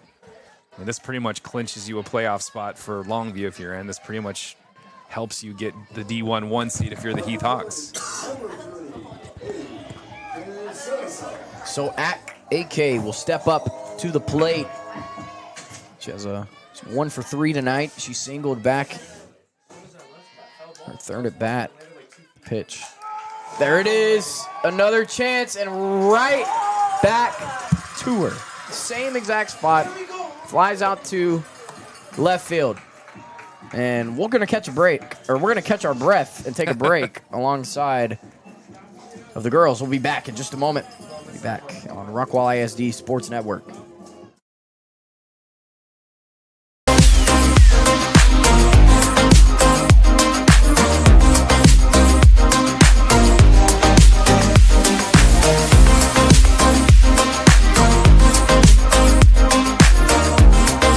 Investing in you and our community is what sets Alliance Bank apart. We are community banking. That's why you can find us at nearly every event volunteering, sponsoring, and donating. Alliance Bank has been serving Rockwall County for over 16 years, and with your help, we have grown into the go-to bank for our community. Time to start a new business, time to expand your business, ready for a new home, or a like new home, we will be there because that's who we are. Alliance Bank, your community bank. Member FDIC, equal housing lender. Big thank you to Alliance Bank, our premium sponsor here, the Rockwall ISD Sports Network. A big thank you to them. Chris, I know relationship well with them, with the bank. And shout out to Corky Randolph. Of course, right up here, close to Heath High School is their branch. Client myself of Alliance, so going up there and give Corky a shout. Don't say you know Chris, though. I'm just kidding. So we'll go to the night. Uh-oh. Swinging a drive, and I will score that one now for the third time in a row. A fly out to 7. F7, a fly out. It almost looked like when that ball went, she was a little short, and she was going to get in trouble, but it just fell right perfectly to her. It did. So that'll be, was that Moreno? It was Moreno that flew out. So that'll be, or actually, sorry, that was Goldsby that flew out. And that'll be back to the top of the lineup. Mims, leadoff hitter.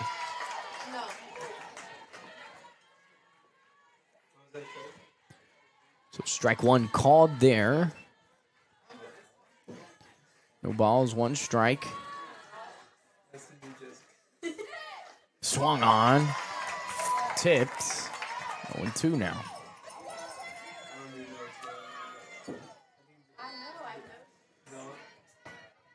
So Burleson just trying to put this one away, and at this point, Burleson now is pitched as many, swung on and missed for the strikeout. But I was going to say Burleson is now catching up to Petrie in the innings pitched tonight as approaching her 5th inning. Pitches took over for Petrie back in the 4th. It almost feels like that 4th through 6th inning took 2 hours to play, and the last 2 innings have taken. Yep. I mean, it's been pop-up after pop-up after pop-up. It is flying. We literally have approached the 10 o'clock hour, and I said we were going to the 7th at 9:15 or 9:45. So we're flying. 2 innings down in 15, or 3 innings down almost in 15 minutes, and then we had the 4th and the 5th inning went for about, like you said, about an hour and a half, 2 hours. Of course, Longview has to still travel home after this. They do. There is a weekend though coming up, so this would have been no school tomorrow. Yeah. Yep.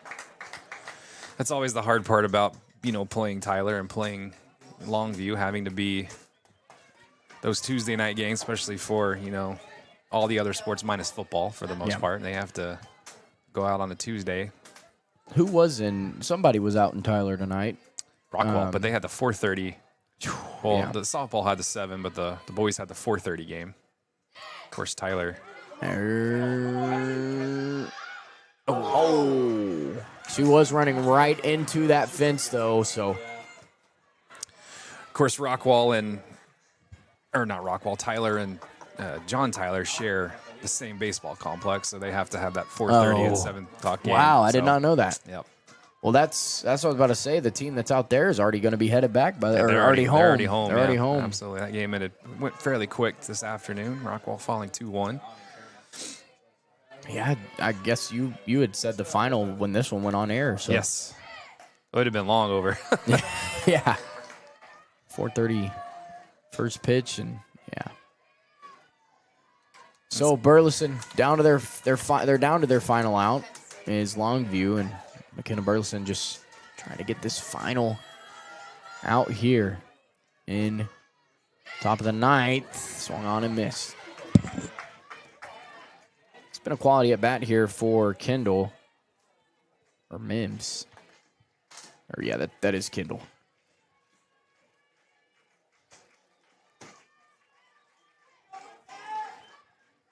Mims struck out. Good chance for Burleson. 1-2. 2 away. The pitch. Over to Piper, and she makes the out. So Piper able to make up for the 2 hit over her head tonight that really were out of her reach, but able to get 2 back in her favor. We're going to take another break as we go to The bottom of the ninth. We'll be back on the Rockwall ISD Sports Network.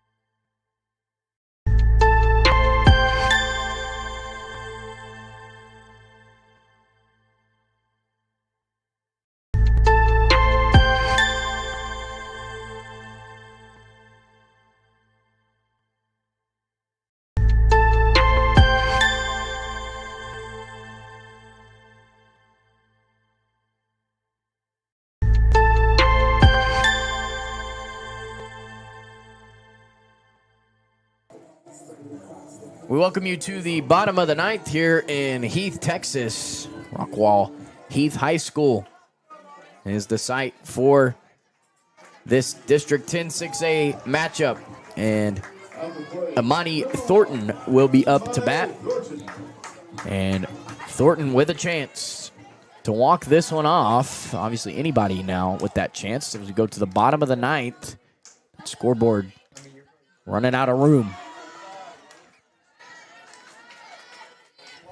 So she swings at the first one that was high and outside. She reached on error in her last at bat. You remember she was a big part of that rally that started to kind of get this game going, where they had to make that decision there. The second baseman had the weird throw. Thornton with a chance. That ball is low. So 1-1 count. Thornton is 1 for 2. She flew out in her first 2 at-bats. And then she reached on the error. Shortstop could not complete the throw. 1-1 count.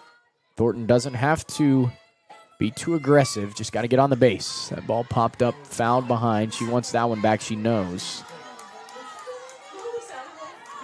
Piper Moore, the leadoff hitter, on deck. But the go-ahead run at the plate, Amani Thornton has one of the 6 team home runs on the year. Jada leads the team with 2 of those. We won't get to see her unless they're able to bat through this order some. There's a swing and a drive. That's way back there. That's on its way off the wall, Amani Thornton. She's going to have a stand-up leadoff double here in the bottom of the ninth. And the Lady Hawks have a runner in scoring position as Piper Moore, the leadoff hitter, comes up to the plate with nobody away. That's what you like to see here in the bottom of the ninth inning. As we are in extras. Thornton's dad. Loving that moment. Got to speak to him a lot last year in between games. Then talked about the work that Amani puts in, that he puts in with her, and he is fired up about this one as Piper Moore with a chance to walk this one off. Inside, ball 1.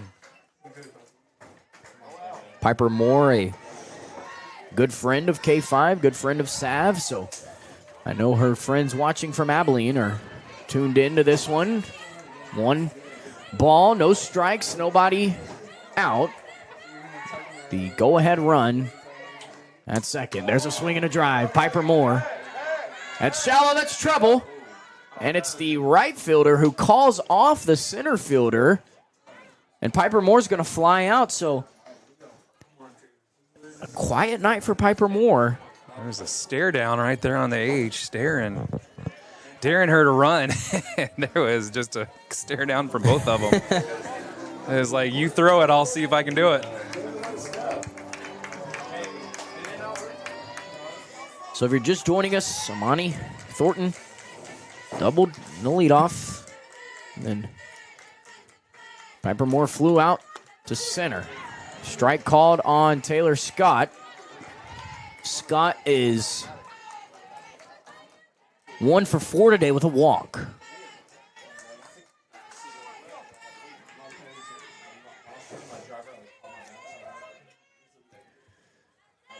Taylor Scott, somebody you would want up in this situation. Obviously going to be continuing her collegiate softball career at Creighton University up in Nebraska in the fall, or in the spring, rather.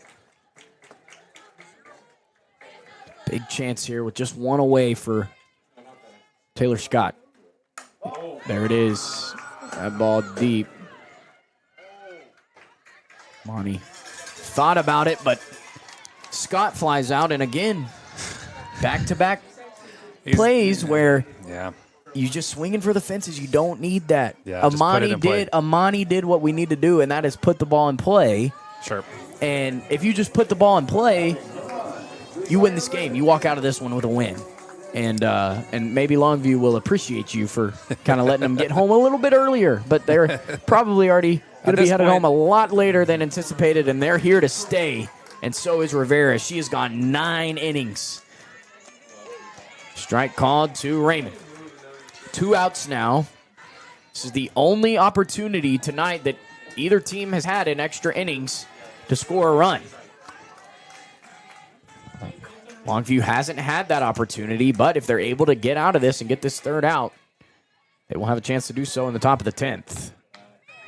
Ball on the outside half.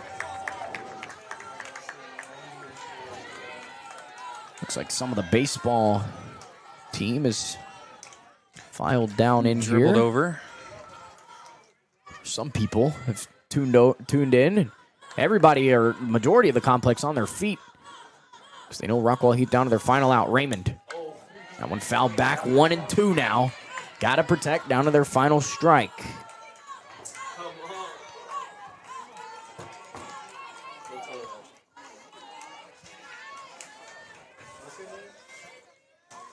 Raymond, again, had the double to start the game. And she had the big swing again. And she flew out last inning. Outside, gets her to chase for it, and Raymond knows she's going to want that one back. So, everybody takes a seat.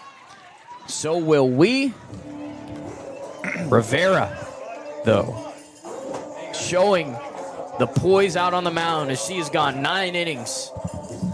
We'll take a break. We'll be back on the Rockwall ISD Sports Network for the top of the 10th when we return.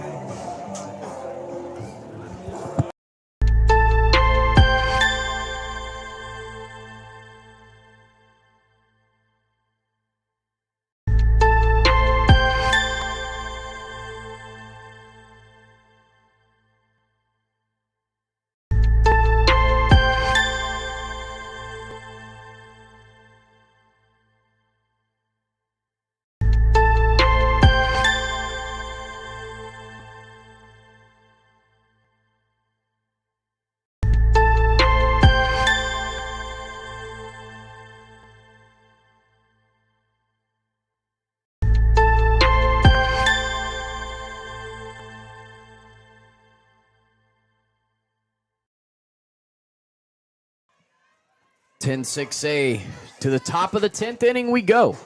Burleson will now officially have pitched more than Petrie. More innings, if you will. I don't know the exact pitch count, but 0-1 gets the ahead in the count early. That's what you want to see here, but just want a quick inning here if you're the Hawks. Ball in the outside corner. Ball 1. Of course, shout out to Jacob Barnett, who was named the head athletic trainer today for Heath High School. Come on. Of course, taking over for Katie, who moved on to something else. There's a hit. And Longview has their first hit of extra innings. It's their first hit since the 6th. So it's been a while since they've been on. It's been a while, and, you know, Longview's was finding the ball really well early in this game. They kind of got cold, and Heath kind of took over, so it kind of has been a game of Jackal and Hyde for both of these squads. I mean, you had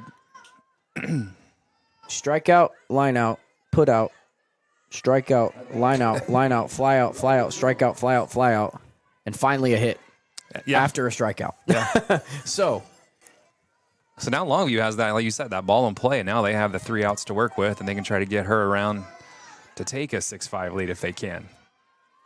So I believe that was Wilder that was able to reach. She has the RBI double. They're going to bunt. They're going to say, yep. And, yep. Just what you want if you're Longview. And put that ball in play. Advance your runner. That's what. Did I say something like that? Yeah, somebody said something like that. I don't know, but Longview took, or somebody heard it because Longview I think it was an astronaut that said that. I don't know. Who knows? It's all about just doing what you need to do, advancing that runner, and now Longview with a chance because they're just going to keep advancing this runner now. They're going to get it to scoring position. It'll either fly out, but that momentum now just a tad bit more onto the onto the Longview side. That meter just keeps going back and forth, back and forth. Mm-hmm. Jones, the 4-hole, the cleanup hitter, will come on 0-1, makes that 0-2. So Burleson needs to take advantage of this. She's ahead early, but Jones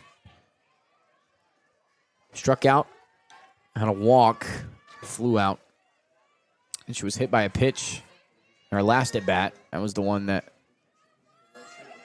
actually hit her on the ankle, not the one that got the wrist, and we had to check. There's a swing, fouled back again.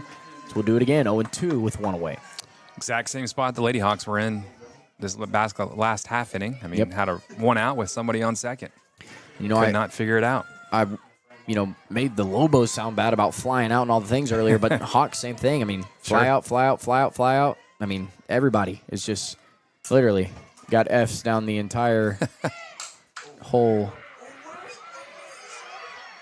Oh, what a snag. They're trying to say obstruction at third. This could be big here. This could be a double play if this is obstruction. If they're going to say that she was in the way of her fielding this ball, this will be the 3rd out of the inning. And Heath is going to catch a break. I don't think they're going to get it. I don't think he saw it. Yeah. Because I feel like he would have called it because he was right there. He was right there. He's going to have a chat. It's worth a chat. I feel like she saw something because she kind of... They got to both agree on it, though. They do. So we'll see what happens here. It's going to be huge. Because if it's obstruction on the runner, or runner interference, this would be the 3rd out of the inning.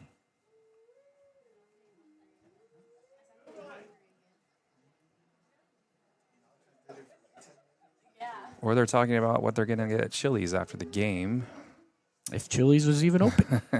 Safe, yep. It was very close. I mean, it was definitely worth... Serena had the right idea there to protest that one for sure. She did. And obviously not happy with that one, but you do eliminate your chances of the sac fly with the run now with that 2nd out. And you got to give props to the snag right there at first base. That was not an easy ball to get. No, it wasn't because, again, there was a little bit of an interference with the play. Didn't really field it cleanly or get a good clean field on it, but she was able to pick it up and throw it over to first. And like you said, again, having a girl out there like Barnes who's able to stretch out and reach and make that play absolutely really helps you out in a situation like that. And that's what AK is telling her right here. Hey, you saved us right there because that run would have scored had you have not caught that ball. And even if they would have called or even tried to call obstruction, it wouldn't have stood because they didn't overturn it. But now a runner in scoring position, a base hit would score a run here and give Longview the go-ahead lead here in the top of the 10th. Pitch.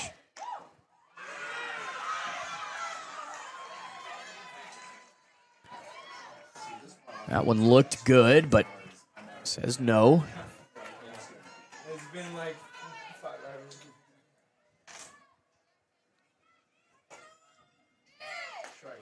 There it is. Strike called.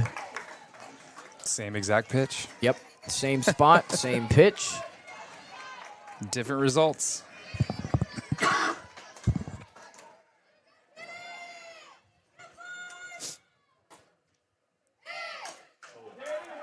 And there's the third out. Routine. And they're able to get out of that one. Burleson over to Barnes. Easy. Right back to the pitcher. And Longview just catches, or the Hawks really catch a break. Yeah, I mean, it didn't look good to start that for Heath with starting out with somebody on second base with one out, but back-to-back innings where we've had the same exact thing happen and both teams not able to take advantage of it. So now we go to the bottom of the 10th. Now the Lady Hawks have a chance to end this one on senior night in what is now approaching the almost 10:30. Yeah, it is. That one, those two innings, those two half innings at least, lasted a little bit longer, a lot more quality at bats. Sure. And weren't so easy to come by, but both teams able to get some runners into scoring position. I said it earlier that Heath or Longview hadn't had a runner since the back of the 5th inning. So to go 5 innings without getting a runner on, and then you finally do there, you aren't even able to get her in to score. So that one will sting. It's going to be one of those that you look back on. So. Yeah, and if you're wanting to look ahead to next week, obviously Rockwall and Rockwall Heath will face each other on Tuesday night. Of course, we're hoping not to get to Tuesday night with this game still going on. Yep. But who knows? And then the Heath Hawks will finish up against Forney right back here at the Hawks Nest. Of course, that is for That'll be for the pride maybe at that point. Yeah. You know, just getting your ducks in a row before you go into the playoffs. Of course, you will take on District 10 6A and 11 6A will play each other in round 1. So here is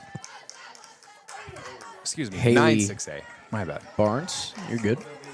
Haley Barnes will step up to the plate. Strike one called on her. Barnes says she flew out in her last at bat, but she was able to get a single back in the first, or really she walked back her first at bat. So here's Barnes outside. Ball 1. We might be the pregame show for the Masters on Sunday. We might have our game going. This now says we've been live for over 3.5 hours now. There's your hit, and right to her again.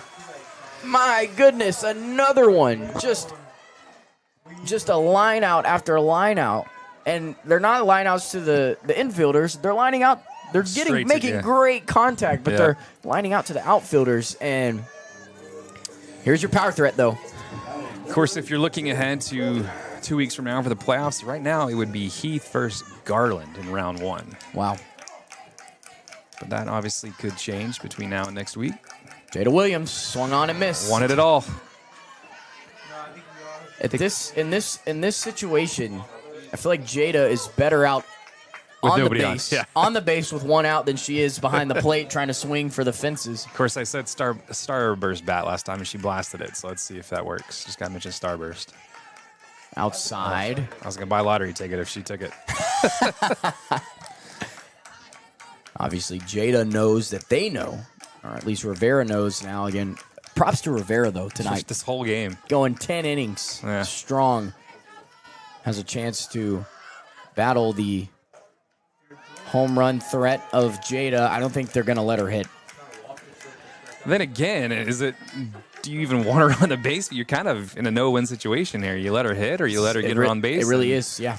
You almost turn her loose. Yeah, and then it's like you don't want to pitch to her because then you got a chance of her pulling one. And with Rivera, yeah, they're keeping that ball away. Oh.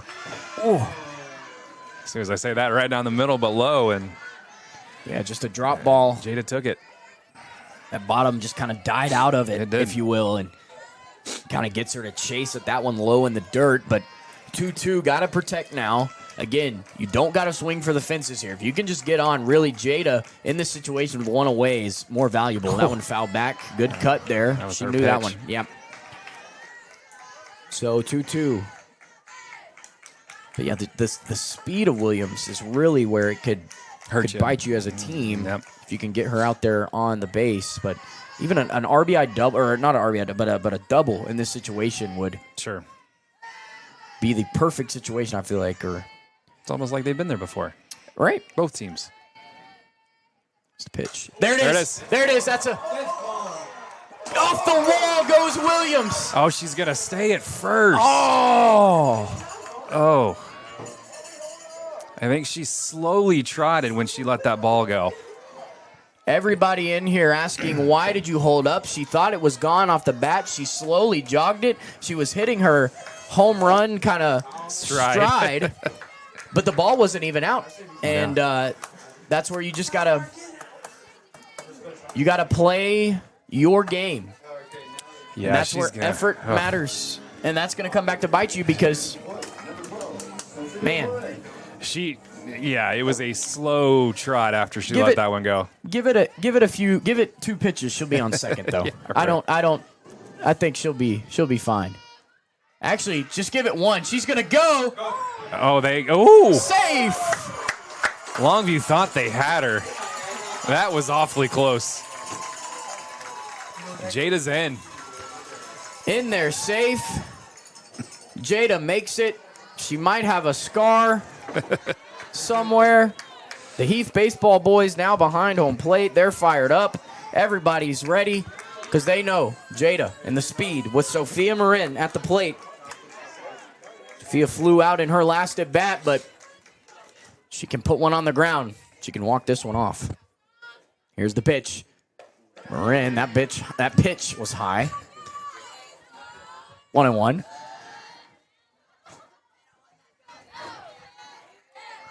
Correction, 2-0. 1 away. Jada out on second.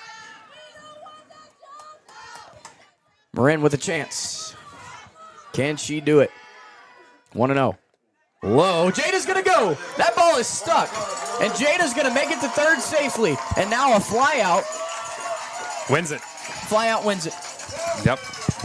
A sac fly could win the game. Longview knows it. Everybody knows. And, man, you hate to say it, but, dude, for Longview to come this way, this far to maybe potentially lose this one in the bottom of the 10th, scoreboard can't go anymore.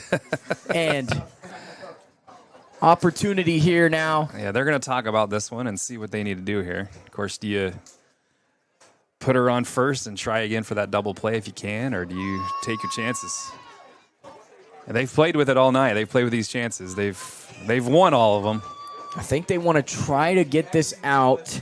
Burleson is 0 for 3 on the night with 3 strikeouts. Yep. So, what a time to get a base hit, huh? Yeah. Yep. Any chance it's now. 2-0 pitch from Rivera. That ball's high. Was that? That was ball 4, I guess. All right.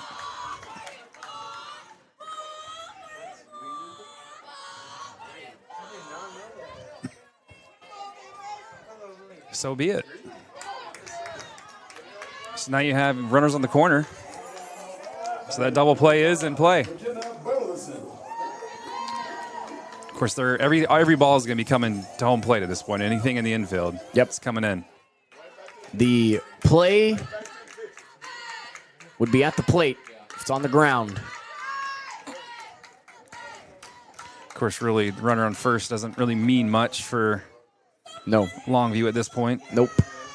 If that ball's hitting the infield, I'm not trying to turn 2. I'm trying to go get that out at the plate. I'm fine with them running out and leaving 2 on there, but cannot let that run score. 1-0 count for Burleson with 1 away. Ball high and up. Rivera slowly starting to lose it. Has not thrown a strike in about 5 pitches.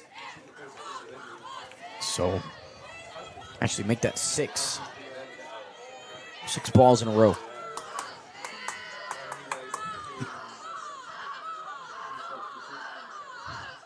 Burleson with a chance.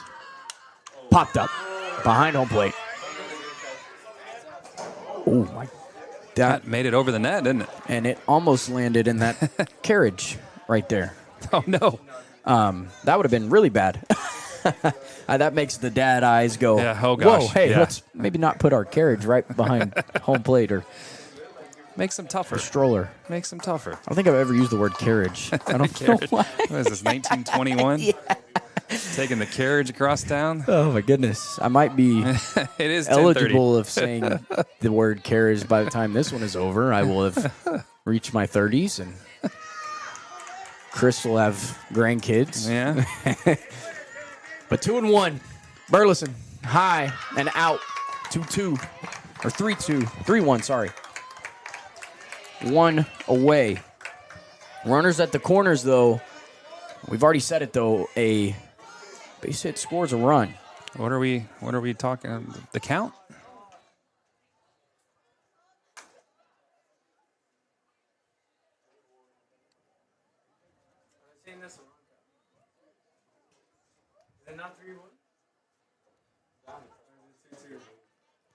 The umpire behind the plate should have the count no matter what.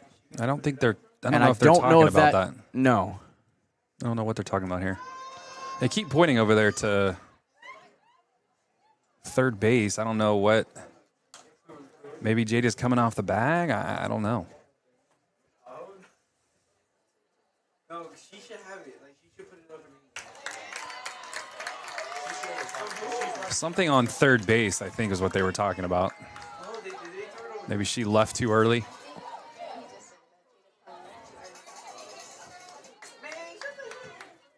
Well, even softball, you have to stay on the bag, correct? Until Yes. Yeah. until the ball's been thrown. I think they were talking about that. Longview fans obviously not happy with that one. 3-1 though. Bases could be loaded for the senior AK who is on deck. We will get to see her for one more time in this one. Rivera. Maybe.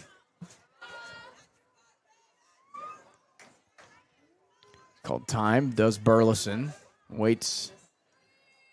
Gets the play from the coach.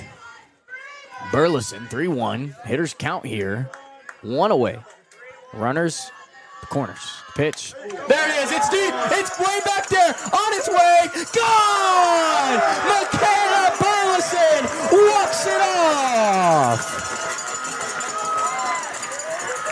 A 3-run home run from the junior McKenna Burleson to seal the deal in 10 innings.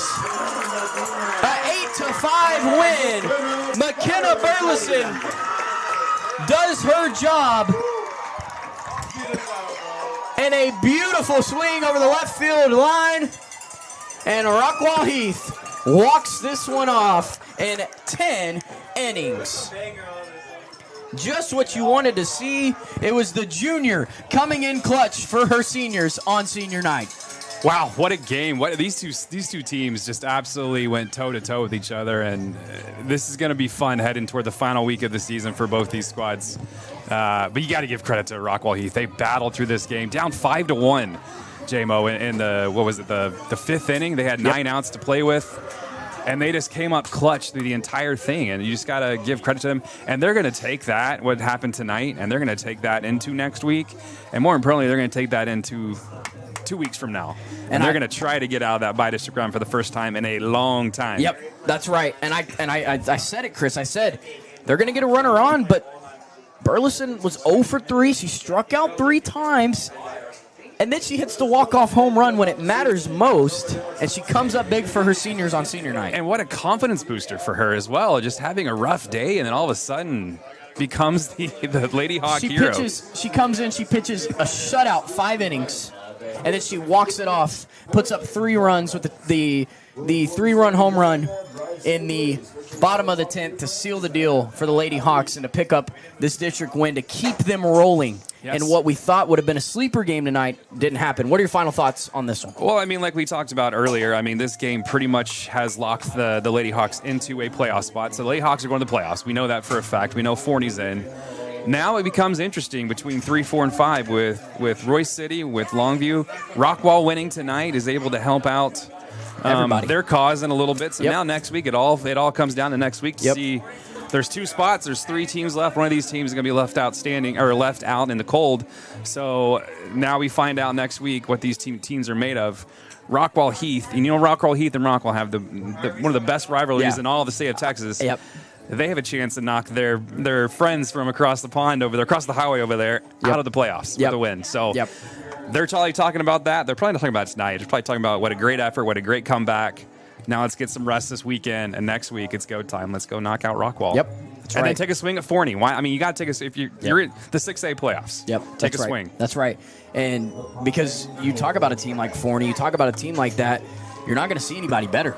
Nope. And so to go and battle a team like that, some teams will say, well, bro, we got to go play that big team at the end of district. But other teams will see that as a way to, hey, this is a test. We're going to see some teams with this kind of talent. Sure. Some pitchers like this. We're going to see some big bats down the stretch. So it'll be a good opportunity for them to pick up some quality at bats against some quality pitchers and quality players there. And another, you don't want to look too far ahead, but another big deal about this win for Rockwall Heath is they're more than likely going to lock themselves in that D1-1. We talked about it, which makes you avoid, if you can get out of the first round for the first time in a long time for Rockwall Heath, you don't get to play Waxahachie in round 2. Which is what you don't want to do. We talked about a 33-1 already, one of the top 3 teams in the state of Texas right now. You avoid them at least for a little bit. You can try to maybe let some other teams go at them. But I think if you're Rockwall Heath, if you end up playing Waxahachie, you try for a 1-gamer, in my opinion, and you just try to go knock them out. Which Rockwall tried to do last year. Nearly did it. And this team that you're watching right here, Lady Hawks, they're salty, and they're going to be fun to watch here coming up here in the next week or 2. And we talked about it. Burleson's savviness out on the mound paid off. She comes off, hits the home run in fashion, and it was a beautiful senior night tonight. Perfect setting. All the things were great tonight, and we thought it would be a sleeper game for the Hawks. Turned out in their favor. Took them 10 innings, though, to do so. So that'll be everything here from the Heath Hawk softball complex for Jamison Sterrett, Chris Curtis, everybody at the Rockwall ISD Sports Network. We say so long and good night, everybody, from Rockwall Heath, Texas. Rockwall Heath Lady Hawks win this one in 10 innings, 8-5.